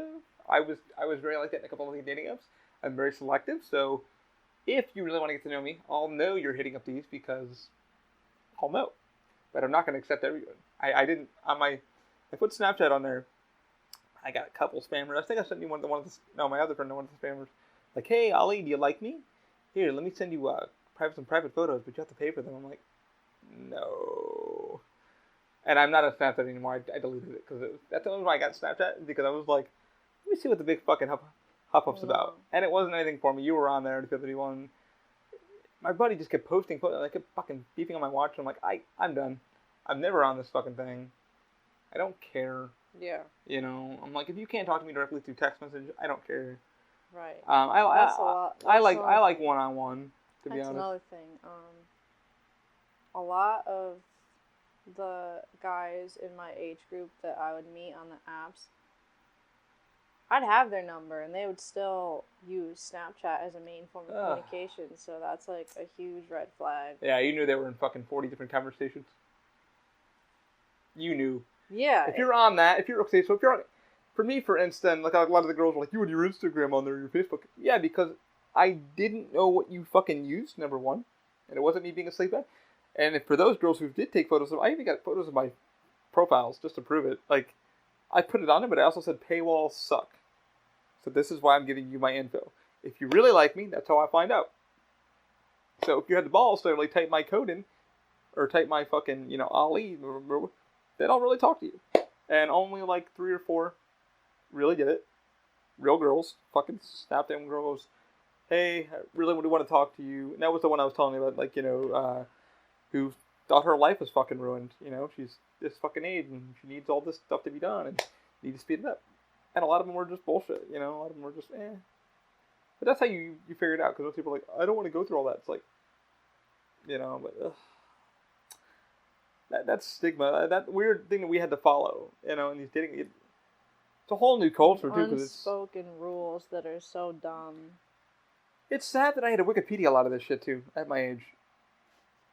And everybody's like, what do you mean you had to Wikipedia? I didn't know that they abbreviated introvert and extrovert. They were just lazy at that point. Yeah, and no, all the emojis. I'm into traveling and da-da-da-da. My buddy, I had to call him up and said, dude, what the fuck do all these mean? He goes, okay. He goes, I'm 28, you're 36. So, this one means this one means... He fucking sent me a link to what it all means. And I had to break it down in military code. And I'm like, the fuck? Okay, she likes to travel, she likes cars, likes to fuck. The wet's like she likes to squirt? What? And I'm just sitting there like laughing. I'm laughing at the same time because I'm like, where the fuck is the adult? So you're down the fuck. That's what you're trying to say. You're down the fuck. You want to travel. Want to get around the world more. But you're broke as fuck. Got it. Cool. Done. Over. Next. I'm a foodie, but I hope you're a fucking foodie too, because who doesn't like to eat? I'm the not down FFB or FWB. Fuck buddy friends with benefits. Yeah. And not down for a. Not looking for anything serious. That's cool. At least you're putting it in there. Not looking for anything serious, but looking to fucking fuck. It's like, oh my lord. Right. Then they have photos with their parents, like photos with them, then with their parents. At church, you're like, whoa, this is not the photo to be putting on here. And then they do the little fucking tongue out with their fucking bottle of whatever. Stop using puppies to try to lure girls too, because that's fucked up. Yeah, a lot of the professional fucking girls, like a lot of the girls that have careers. Yeah. Stop putting one out with you in a dress and then at the bar with the ladies, or your fucking clothes not even fitting correctly, your fat dresses that don't even fit you. Please don't do that. You're not impressing me on your cruise ship that you took fucking 5 years ago, and your photos are so fucking out of date. And yes, like I said, I can tell by your wrinkles because I work with makeup artists professionally that work on real celebrities that have told me how y'all are doing it. I've sent your photos to them and showed them, and they've called you on your bullshit and go, she's fake. It's pretty sad. So, like she said, no more. If you guys are really trying, if you want anyone to take you seriously, you wouldn't want someone posting photos that have filters on them that clear their skin more. Like, not everyone has clear skin all the time. I showered today, but I look like shit. I was like, you should see me at the fucking theme park. My hair is fucking, this poofs out, and my hair's everywhere. They call me Crippled Jesus, by the way. Which I kind of like. But yeah, you're gonna fucking look like shit. You're gonna smell like shit. Not everyone's gonna... The big thing is have your shit together. Everyone's like, have your shit together. And don't live with your parents. It's so fucking stupid you live with your parents. But you live with 4 fucking roommates that can't clean up after themselves. Don't tell me that's not a thing. Because I've been in plenty of places where I walked in, hey, I want to invite you in. My roommates are not home, but there's this shit everywhere. You walk in, there's fucking pizza boxes and just roaches running around. You're like, cups. Yeah, let me just kind of excuse this and laugh at myself for living with my fucking parents when I pay a mortgage at the same fucking time. That I respect more. If you're like me, it's like everybody's like, I even wrote that on one of my things. I was like, live with parents, however, we own a house together. Live a very simple fucking boring life. And one girl was like, why do you do that? I'm like, have you seen Rent lately? She's like, what does that have to do with anything? Have you seen Rent lately? Oh yeah, it's really expensive. This is why. If you can't understand that, I have had friends that have their shit together who've lost it all. Their cars, their houses, their condos, gone. Because of the economy. Have good jobs, their jobs fucking kicked them out. Said, hey, you make too much, get the fuck out. Mm-hmm. And now they're trying to get back on the horse and trying to find something, a love life. And they can't even find it because 90% of the fucking profiles are fake. You know, and people just playing around. I love the ones that say, hey, I'm just here to see what's out there. So don't click on me. Lying. Why are you even on here then? They're lying. They're all lying. Yeah, why are you fucking out here then? Again, like I'm telling you guys, like there's no real app. Sorry, there are real fish in the fucking sea. You're just gonna have to really keep throwing that fucking line out there and whapping that bobber. Yeah, you're gonna have to let the bobber do its thing. And for all my friends that are suffering fucking from depression, like, I'm sorry, like do things that make you feel good for you. Mm-hmm. I mean, go out, do some outings. Like, go do some fucking outings. Go to the park. You know, go to the fucking theme park. If you're a theme park aficionado, make that known. I hate to say people like, oh, theme park aficionado. Like the one girl I was hitting up months ago. Yeah, about 2-3 months ago on Facebook. Because I was like, hey, she's in a heavy set chick. But I was like, I'm into that. But hey, it might work out. Kind of cute. And up on all the theme park rides with her. I'm like, hey, what do you like? And she would just kind of, And I was like, so we're not going to talk, we're going to talk. And that's why I said to my eHarmony, I was like, don't send me a like if you're not going to respond. Or fucking block me. Because some people, it became a game. Block you, block you, block you, block you. Could you write this nice fucking message of, hey, make me laugh. So you write about a nice joke. Hey, blocked. I thought maybe like 2 girls that were like, oh, you seem cool, but you're not the one. I'm focusing on college. Then why the fuck are you on here? If that's your main focus, why are you on here? Well, they won't cut to the point and just tell you that they're not interested. Yep, just tell me I'm done. And sometimes when you are nice, I nicely told someone that I wasn't interested, and they blew up on me. Yeah, that's not respectful. And it's like, I was super polite about it. I was like, hey, I know we were talking yesterday, but I decided that I'm just giving up on dating / talking to people altogether. You know, I need to focus on myself. So sorry for the inconvenience. Blew up on me. I'm like, did you want me to tell you that you're built like a Minecraft character? Is that what you wanted? Yeah. I mean, I had somebody hit me up and go, hey man, I don't think I can deal with you for or being disabled. And I was like, cool. You're not breaking my fucking heart, because that's fine. At least you're honest. I was like, that's perfectly fine. I was like, I don't think I can deal with you for your this. And she was like, oh. She gave me an angry face. I was like, well, we were being honest. I was like, thanks for telling me what you really felt. Mm-hmm. Thanks for telling me what you really felt, because I'm going to be as honest with you as I can. Mm-hmm. That was this disability thing was a lie. Now, me telling you what I really felt about you, but willing to give you a chance, when you're angry, you're shallow, you're not confident in yourself, you just told me everything I needed to know in 2 seconds. And I said, have a great day. And I blocked her, and she goes, you mother... She sent me another message, I never read it. I was like, thanks for fucking lying to me. So, at the end of the day, be fucking honest. Like, I can't stress that. Every one of my profiles said be who you are. That's what I said. That's what mine said. Be genuine and honest. I saw when I lived at home. I saw my brothers on there because obviously we're in close radius, and that's what his said. Just be yourself. Yeah, I would gladly fucking take you for, oh my god, I'm having a fucking panic attack, or my fucking anxiety is popping up, or my fucking allergies are fucking making me fucking sneeze. Yeah. Then, because we're human. We're not fucking perfect. I was like, and the one thing I told somebody is like, we all have a disability in some form. ADHD, ADD, fucking cerebral palsy, which I have, MS. I got a friend who's fucking asthma, good looking as shit. This girl is a 10. She could be a model, legit. She is fucking gorgeous. And I even told her, I'm like, holy shit, are you a model? And she goes, oh no, everybody keeps telling me I should model. I said, you really should if it ain't working out, because you are stunning. prattling with her.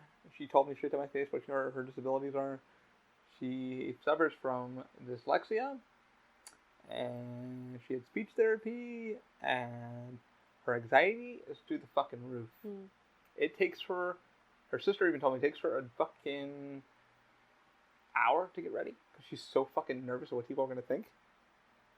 She's so scared to be in front of people. She goes, I cannot do crowds. I said, you're in the wrong fucking park. She goes, I needed a job. She's like, having you out here and a few other people to kind of calm it down helps. Well, she's like, Ollie, I'm on like fucking Valium for this. I'm on fucking, anxiety medication for this. I went, ooh, Jesus Christ. So, we all have something. We all have our quirks, our kicks in the ass. I think people just need to stop. Just shut the fuck up and stop. Stop. First of all, love yourself. Okay? Gain that confidence on yourself, because then you can go to anything. Because I can take rejection. I get rejected every fucking day. I get rejection emails from my company. No. So you walking up to me saying no, it's going to be like, all right. And I'm guilty of being that asshole too. And even I got rejection of why I wanted a reason why. I admit to stalking maybe like 2 girls that I really had crushes on, because I thought I saw the profile. And I really shouldn't have done that. And I was like, you know what? You're being a fucking idiot. Stop. You're wasting money too. Because they're never going to talk to you. Ever. So I'm guilty of that. So if you guys feel that too, don't stop real quick and think about that too. Trust your gut. They're human. Let them be. If they're not coming back at you with some love or respect, like when you're talking to someone and they leave you feeling confused, they're just not that into you. No. You'll know. You'll feel it in your heart and soul and mind. Like, you'll know that you mean something to somebody. If you feel anything less than that, they just don't fucking like you. No, they don't like that. Like I said, it's become, like I said, the sad, horrible thing of the dating. It's called the dating game. Yeah. Clubs used to be a thing. Clubs are now not even a thing anymore. Bars aren't even a thing anymore. Bars are just fucking, you go there to do a quick hangout. Axe throwing, or whatever the fuck it is now. My buddy went there for a date. I went, how'd it go? He went, whatever, Oh, we fucked. I went, you fucked, where else did it go? He goes, it didn't. She won't even call me. I said, yeah, you were just a booty call. So she could go back to her abusive fucking boyfriend, which apparently she said she had. And I don't know why people do. They do the rebound thing too. They go out and they play, and then they're like, boom, back to square fucking one. It's so that they can know that they're able to get it, that they're still able to pull. Attract. Yes. I always wonder about that. I always see that at the parks too. People are fucking very common in narcissists. Yeah. To be talking to multiple people, never stop talking to people beyond everything. Like I said, the worst thing for me with these apps were fucking. I was bouncing between 3 of them, and the person, I used to. And before I was banned. I needed to stop, and I was like, I needed to stop, and I'm glad I did. About a month ago, I just fucking said fuck it. I deleted Facebook completely. Facebook dating's gone. Bumble was already gone. Hinge was already gone. eHarm, I kept it on because I was waiting for the subscription to run out. It ran out yesterday, and I fucking thank God kicked that fucking thing out the window. I looked at all the ones I really tried to talk to, and I said, I'm done. The person that may hear this, I'm talking with you now. Fucking amazing. I'm like, wow, maybe this has happened, but I'm not rushing it.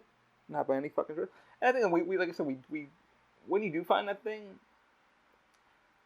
people always push the fucking 6th gear immediately. It's like, no, slow down. Because, you want that acceptance, that love. But I feel like that's ruined a lot of relationships. The apps have kind of like, oh my God, they're talking to me. Let me run to it. Do you feel that way? Do you feel like, oh my God, people are just fucking... It's that crutch that they ran to when they're screaming and going, oh my God. And then they lose it after they're not communicated with because they get ghosted. Yeah, I mean, when that would happen to me, like, as you can sense when someone else's attention is going elsewhere and they're becoming more and more short with you over time. So, I mean, it did, every time that happens, I'd be lying if I said it didn't affect me mentally. It's like less dopamine. It's like less, like, it is depressing because it's like, damn, I just lost my bitch. Yeah. No, it Someone really, took my it bitch. really, yeah, I lost something. Yeah, I lost my bitch. I lost my home. I lost something. Yeah. It's that that euphoria. Like, it's the, yeah, euphoria. Euphoria. It's the chase. It's the chase. Not even a chase. When you finally find that one you're jamming with, you're vibing, you're like, oh my god, I don't want to fuck this up. I really don't want to fuck this. But then you sit there and you text out and you go, if I send this, how are they going to respond? That's my problem. How are they going to respond? I overthink everything. Any picture I send, like, I feel like I have to look like a model. I told my one friend, I said, you have to be so fucking...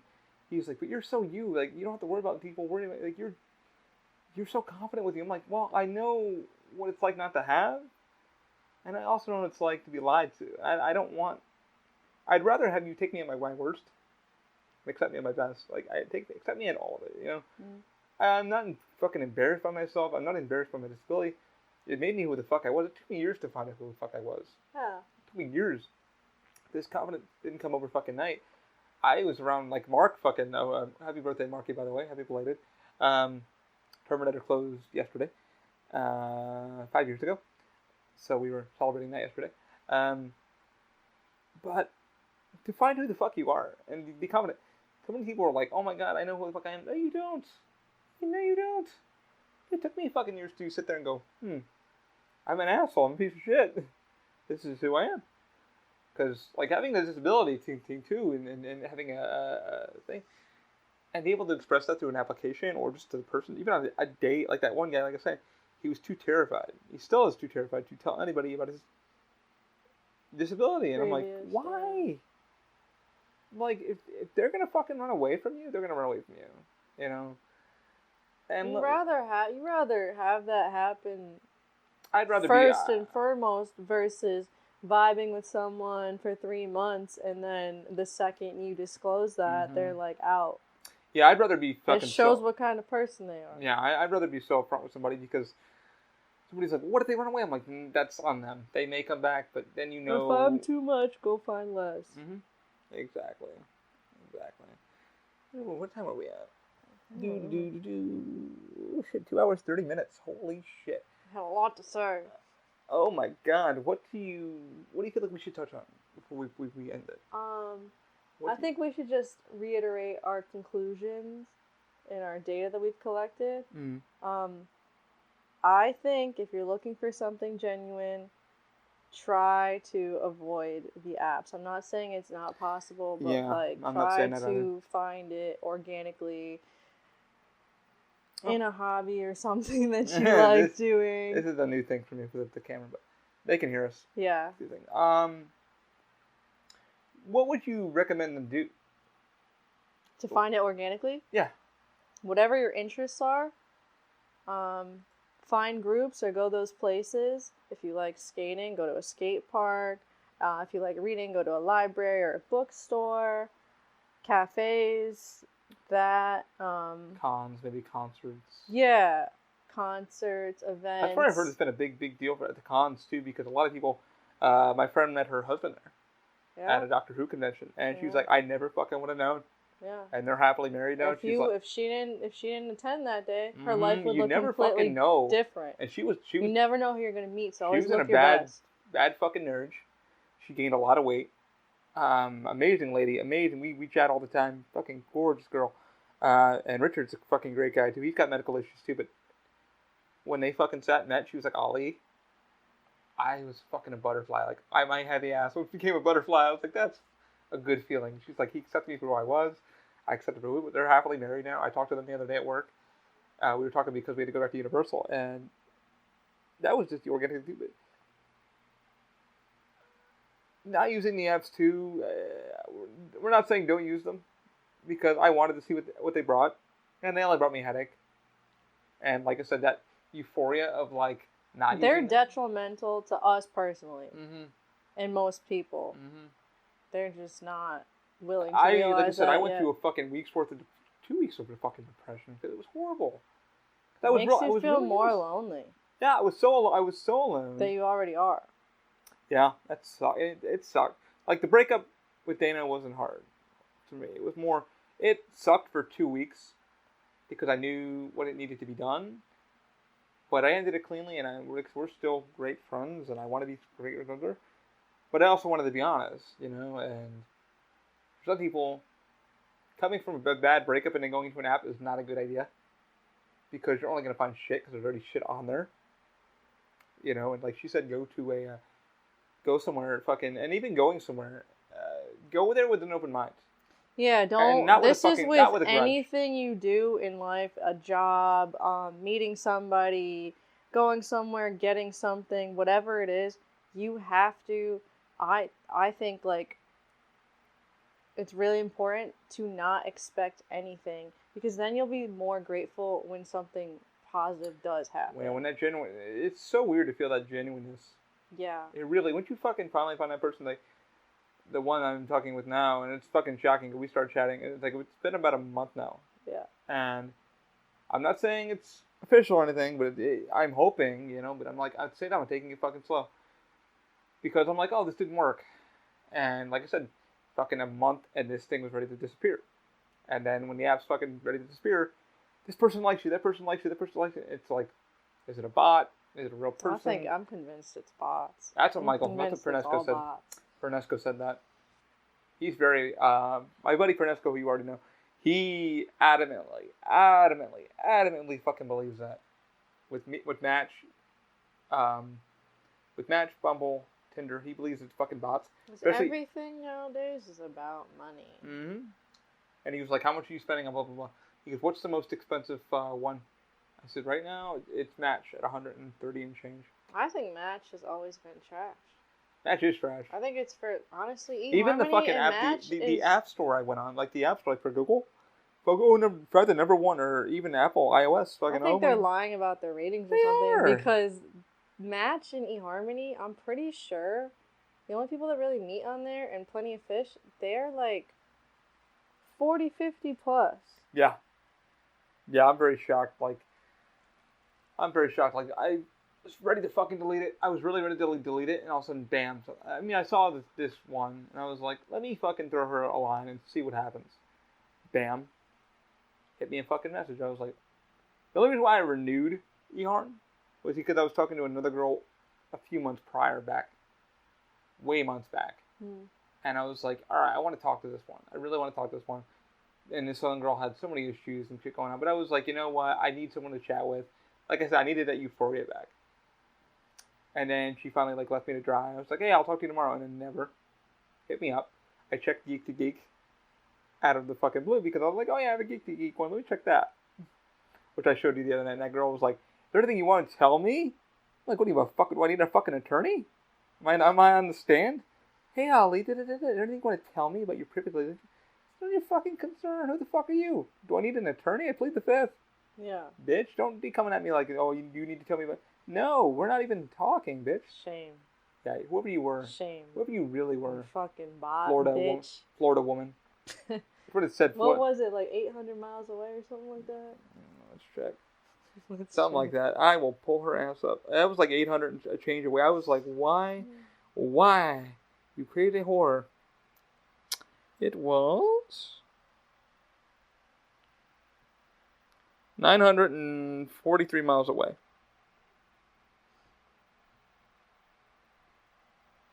Oh yeah, the same one. I reactivated it for shitting. I deleted it today, and the same bot came and got me. Sent me the same fucking message. But yeah, it's just like I feel bad. I really do for those who are really fucking trying, because just know that you're not alone. No, you're not, and that's the thing. It's everyone. It's good-looking people. I thought it was me. I thought it was me too, and there's quote unquote nothing wrong with me. I literally sat with coworkers and I said, "Can I be honest with all y'all ladies, all my gal pals?" Everybody was like, "What's up?" I'm like, "So I'm trying dating apps," and the girl was like, "Yeah, I kind of know. I saw you on there one night." I'm like, "Can I be honest?" And she's like, "Yeah, what's up?" I was like, "Do girls not like me? Or like, am I not attractive? What the fuck should I change?" And one girl was like, "It's not you. It's us." And I go, "What do I need to do?" She goes, "Nothing. Be yourself." She goes, "It's not you, baby." She's like, "There's piss in the water. And nobody's flushing it." I went, "Gotcha." So all my friends, dating pool is shit. It has been a fucking portal potty. Is what I've been told. Yeah. Everywhere. It doesn't matter how qualified you are, what you've done in life. You could make $1 billion and they wouldn't care. You could be an honest person and they wouldn't care. Yeah. It is what it is. So if you're brave enough to subject yourself to that, by all means, go ahead, play with that. Don't take it seriously. Don't. Because they're not. Yeah, and it's very fucking rare. Like I said, the ones that I did take seriously and try to. Same. It led to nothing. It led to nothing for a hot minute. At least you know that you gave it all you got. Oh yeah. Oh yeah. There were like. It wasn't you. Yeah, there were solid. There were two that would fuck. And the weird thing for me, I will leave on this one because it was weird. All my friends have told me this, and even you included. You know, you deserve better. You deserve better, and I'm like, when am I gonna find that? I want to find that. And everybody's like, just let it be, man. Just let it be. And I'm like, cause like I said, I hit that when I hit the depression wall of like, holy fuck, these aren't working. Like nobody's contacting me in like a week. Cause you go months. I would go months with no hits. Mm-hmm. Nobody messaging. And I'm like, oh man, am I doing it wrong? Like I said, eHarm. The only reason why I went back to that one for one last shot was because that fucking one girl. Mm-hmm. That woman mentioned her name out of respect. And we chatted and chatted and chatted. And I was like, wow. And then the one night we were supposed to rechat the next day through the video session. And never did. She gave me her Facebook. Never accepted me as a friend. Messaged her quietly. Said, hey, I know what's going on with your life. Blah, blah, blah. Never messaged me back. Kind of wiped me out. She's still on there. She's still on Facebook. But never responds. So I'm like, did I do something wrong? And then I was like, wow. And then Geek to Geek, one of the girls did hit me up on there. We both trying to hit each other up. And then we both kind of just never connected. And this is where I'm at. I kind of was like, you know what? Fuck these apps. I have 1 more month to go until the fucking eHarmony thing wipes out. And then bam, this one thing happened. And I was like, alright, take it one step at a fucking time. You know, but whatever happens, happens. Hoping it does happen, but I'm not going to fucking hold my breath. Right. I'm just going to be who I am. And I'm hearing, friends at work going through horrible relationships. I'm going, be honest. And that's the one thing I can leave y'all with is be fucking genuine. If you are going out to the cons, if you really are trying to find that, don't lead in with fucking bullshit. Mm-hmm. And expect someone to. Yeah. Yeah. If you always say, you date shit, you get shit. Mm-hmm. If you really are looking for a decent guy and you don't want to be fucking alone, let him know that. Like, hey, we're not solid yet, but let's one step at a fucking time. And that's what I've learned with my relationship. I'm like, one step at a fucking time. No, there's no reason to run into it because running into a fucking brick wall hurts.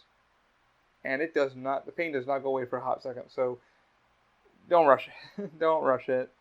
You're going to get negative. You're going to get rejections every fucking day. What is it? You take 100 shots and you only make one. Mm-hmm. So, good luck on that. I wish we could say that one of the apps were great. And I can't even say any of them are great. Because they're not. And they all have their own fucking thing to how they work. And like I said, she liked fucking Hinge because of the way it was set up. She hated how it was set, but it made her read it. Me, I don't even have a favorite one because this is my second one. And I've only been doing it for about a year. Yeah, a year and a half now. Since my breakup. And I had zero to fucking no luck. I really did. And somebody I'm talking to now, I hope it goes okay. We're having a good time, but I'm not rushing it. I'm not. Even if you find that person, take your time. Mm-hmm. Take your fucking time. There's no rush. Be open-minded. Yep. Accept people for what they are. Don't romanticize their potential. Mm-hmm. That's big. That is very big. Yeah. Don't sit there and go, oh my god, this could be a thing. And yeah. Sadly, it may turn into jack shit. Yep. It may turn into jack shit. I have friends that have psychologically, it's proven that people can only maintain a facade only for like 3 to 4 months. After that, you see like the real colors. When someone shows you how they are, believe them. Yeah, and somebody goes, that's why I don't sugarcoat. Especially on the podcast and my videos, people are like, can you stop saying fuck? No, it's what fuck I am. We're allowed to say fuck. If we're gonna take that away from you, Fuck you. Yeah, exactly. This is fucking adults, you know, this is explicit. You clicked on the play button. 21 plus. Or more. 90 plus. Ollie only. All the eHarmony bitches. All the eHarmony. I'd say all the Tinder bitches. That's what I had the worst catfish was Tinder for me. Tinder was fun. Y'all catfish tried me, but y'all couldn't win.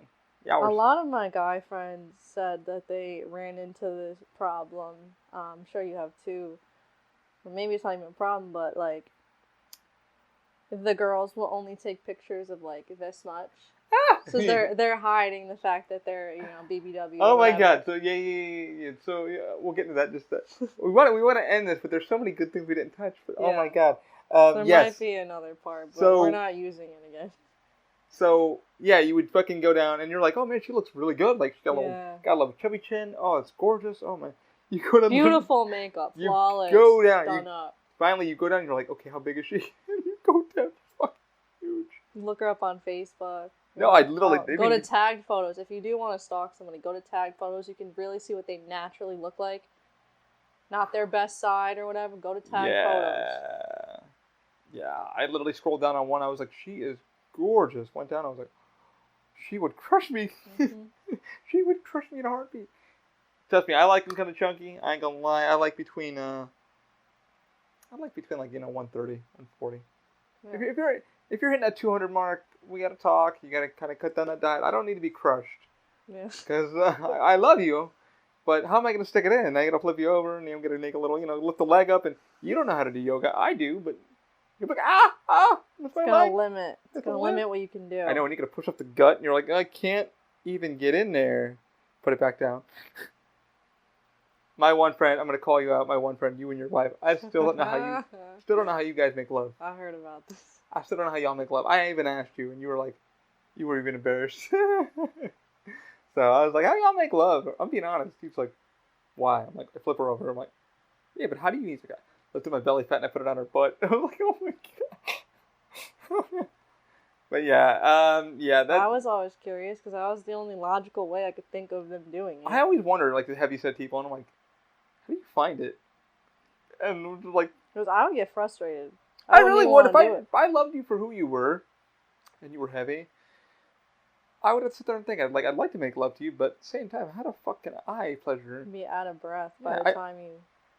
I mean, you got to do it on their back, and you're like, okay, I'll lay you down, and then we'll do this, and we'll have our fun, but, it's... One of my friends said they don't really... Michael and David said, gay guys don't make love, they just look into each other's eyes. I started laughing. It was a joke. He's like, so the gay guys have sex? He goes, no, we just look into each other's eyes. We can both come. And I was like, Michael. He's like, lied. That's not how they make love. But yeah, girls do that. They play the... So, hint on that for those who are on the app, please, look at the photos carefully. Be, like, as he said, be very just exorbitant.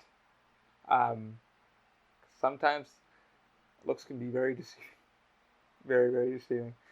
But, I guess that's the best we got, man. We really knocked the hell out of this. I talked a lot. And, but I really wish you guys nothing but the best of luck. I wish we could say there were fucking great apps. I really wish there was a end all be all to love, but there isn't. There is nothing. And you guys need to just go with the flow. And like I said, be honest. The best thing you can fucking do is be honest. And if you're looking for sex, just be honest about that. Like, hey man, looking for friends with benefits. I don't know. It was a fun many fucking months of not recording this and researching. And Izzy's like, wait, we gotta do this. And I'm like, we're gonna do this. But I need research. I need to finally fucking get the end all be all answer. And she's like, well, I'm like, she's like, they suck. They all fucking suck. And I'm like, you're right. Let me just finish the subscription. I'm like, all right, dude. I had to. Well, I hope it's worth it. I had to finish the subscription because it fucking was like, hey. Get your money's worth. Well, not only that. The sad part is, though, last night, it was just ending when I got home from work. And a girl sent me an icebreaker. And I was like, oh, I wrote her a nice, I'm sorry, so-and-so. I wrote you a nice message saying what the hell was going on. I hope you do find I really do hope you find somebody. I know why you clicked on me. But it is what it is. I did admit that I was already talking to someone, and that person I am talking to, I hope it does keep going, but I'm not gonna force anything, as I shouldn't, and we'll go from there. And maybe we'll see, But I felt bad though because she sent me a nice icebreaker, which was like, hey, click on the photos what you like, and then it like tells you like a blah, and I was like, the problem is though she already had a kid, and I'm not about that. And I'm like, you have a kid. That's already an icebreaker for me. That's already a fucking deal breaker. I ain't no baby daddy. I ain't no baby daddy. I'm sorry. I ain't no stepmama. Oh, well, all the ones that liked me, a lot of the girls that liked me were all baby mamas. And I'm into everybody. I'm into whites, blacks, everybody. I'm into everybody. I don't give a shit. But if you can't connect with me mentally, and that's the one thing I'm a big fucking sucker for a lot of you girls. I love a sexy mind. If you can be genuine and just yourself, you have me at hello. Yeah, I like our souls to be intertwined. Yeah, I don't like that fucking... If you could fucking just burp out loud. I don't like that surface level shit. It doesn't... I love a sexy... You gotta pick at my brain. Ooh, I love a sexy mind. If you can burp real loud and just fucking laugh, I'm just like, alright, you had me at hello. I give it a 5 out of 10. And I go from there. So that's kind of my mentality of it. We're going to call it here. It has been a fucking pleasure. I hope you had fun. I had a great time. We need to do another one with you again. Absolutely. This was fun. Give us some topics. Yeah, Let us know what you think. Yeah, absolutely. If you guys want to hit up the Open Mind page, openmindindustries@gmail.com, all one word. That is the official email. This will be on Facebook, anywhere you get your podcasts. This is the first one with me. Welcome to episode 101. It's probably going to be called Online Dating Part 2.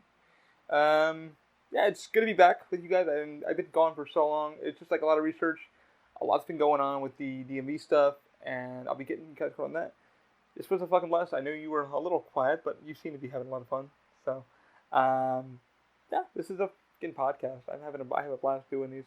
Yeah, man, keep baking, keep designing, keep having fun, and I hope for all of you that are really in the dating world, please be genuine. Please have fun. Be gentle with yourself. Yeah, really, don't force it.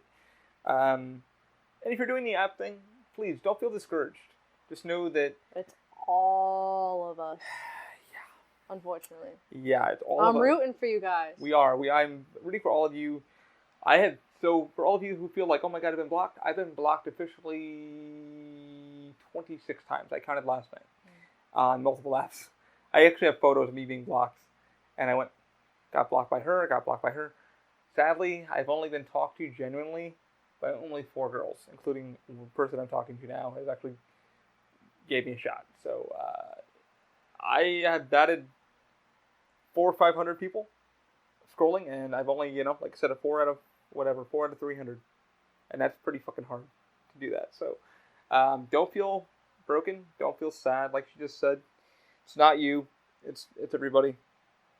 So when you feel like that, take a deep breath. Feel lonely, call your friends, call your honest friends, and just tell them, like, dude, what the fuck am I doing wrong, or where should I go, or, go out to those fucking conventions, go out to the cons, go out, go to, like you said, go to a bookstore. Take the fucking risk, tap somebody on the back. Honestly, like, get back into that. Chivalry is not dead. It's not. Tap somebody on the fucking back and be like, hey man, I'm taking a fucking chat. You're probably going to say fucking no. It may just turn into dinner or a fucking quick chat.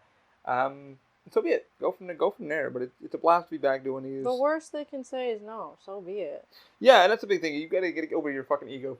Yeah. Gotta get over your ego and being told ego no. And pride is a hell of a drug. Yeah, that ego fucking thing of being, and a lot of the girls that are, and she seems like, she probably is. She's probably geeking on you because more times than not, yeah. Yeah, she is fake as shit. There was a thing on Facebook the other day where a guy was like, "Oh, I was at the bar, and then I fucking was with this girl, blah blah blah." And she kept making the rounds, and they kept bumping into each other, kind of smiling and laughing. The minute he went to go ask her for her fucking number, apparently all her friends come out. She just laughed in his face. So did her friends. And I'm like, dude, she's fake as fuck. And the problem she's fake as fuck is because she probably did want to ask you out, but she was probably too embarrassed to ask you out because of her friends being around her. And that's the person you don't want to be around. No, I want someone that's gonna act the same way no matter who we're in front Yeah, of. I mean, let her fucking giggle because it's probably nerves. But when her friends are fucking laughing and she's trying to, no one's gonna know. How are they gonna know? That was why she was laughing at you, because she was too fucking embarrassed to admit she liked you too. So, shit like that's gonna happen. You're not gonna win all of them. Like I said, out of 300 to maybe 400 fucking profiles, from eHarm to Facebook to every fucking app I tried, Geek to Geek, every single one. I only had four people I actually talked to, and one stalker. Well, yeah, 2 stalkers that I'm like, ugh. And a lot of catfish. I had a lot of catfish on Tinder, which was very fun to play with. I think I had officially six catfish that I caught immediately, and that one catfish she was more fun than anything, lying about a fucking storm. Mm-hmm. That was an interesting though. After finding her at the end of those months, going, "Hey, did you try to find me on Facebook like 5 months ago?" Yeah, very funny. It's like, so who the fuck are you really? You know, she is probably the girl that she said she was, but reading her timeline was really weird. That's pretty fucking shallow. If you really gotta, She's a busybody. Yeah. You don't need that. No. But I hope you guys enjoyed this. I've loved doing it. I hope to have you see you on the next one. Hope you all are doing well, or as well as you could be. Mentally, physically, healthy, all that good stuff. Like Izzy said, if you want to see us do another one, please put it down in the comments below. You can hit openmindindustries@gmail.com. I'm on Tinder. Twitter, Instagram, and then the Facebook page is officially available. Yeah, and this is going to be on YouTube too, so just click on that and say, "Hey, Ollie, really enjoyed it. Thank you for what you guys have done."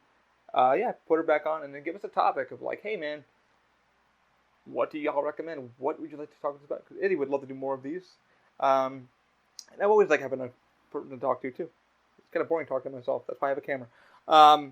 Yeah, let us know. It was a pleasure talking to you guys. Go safe. Be great. Go be great. Keep an open mind. Have a good one. Talk to you guys later. See ya.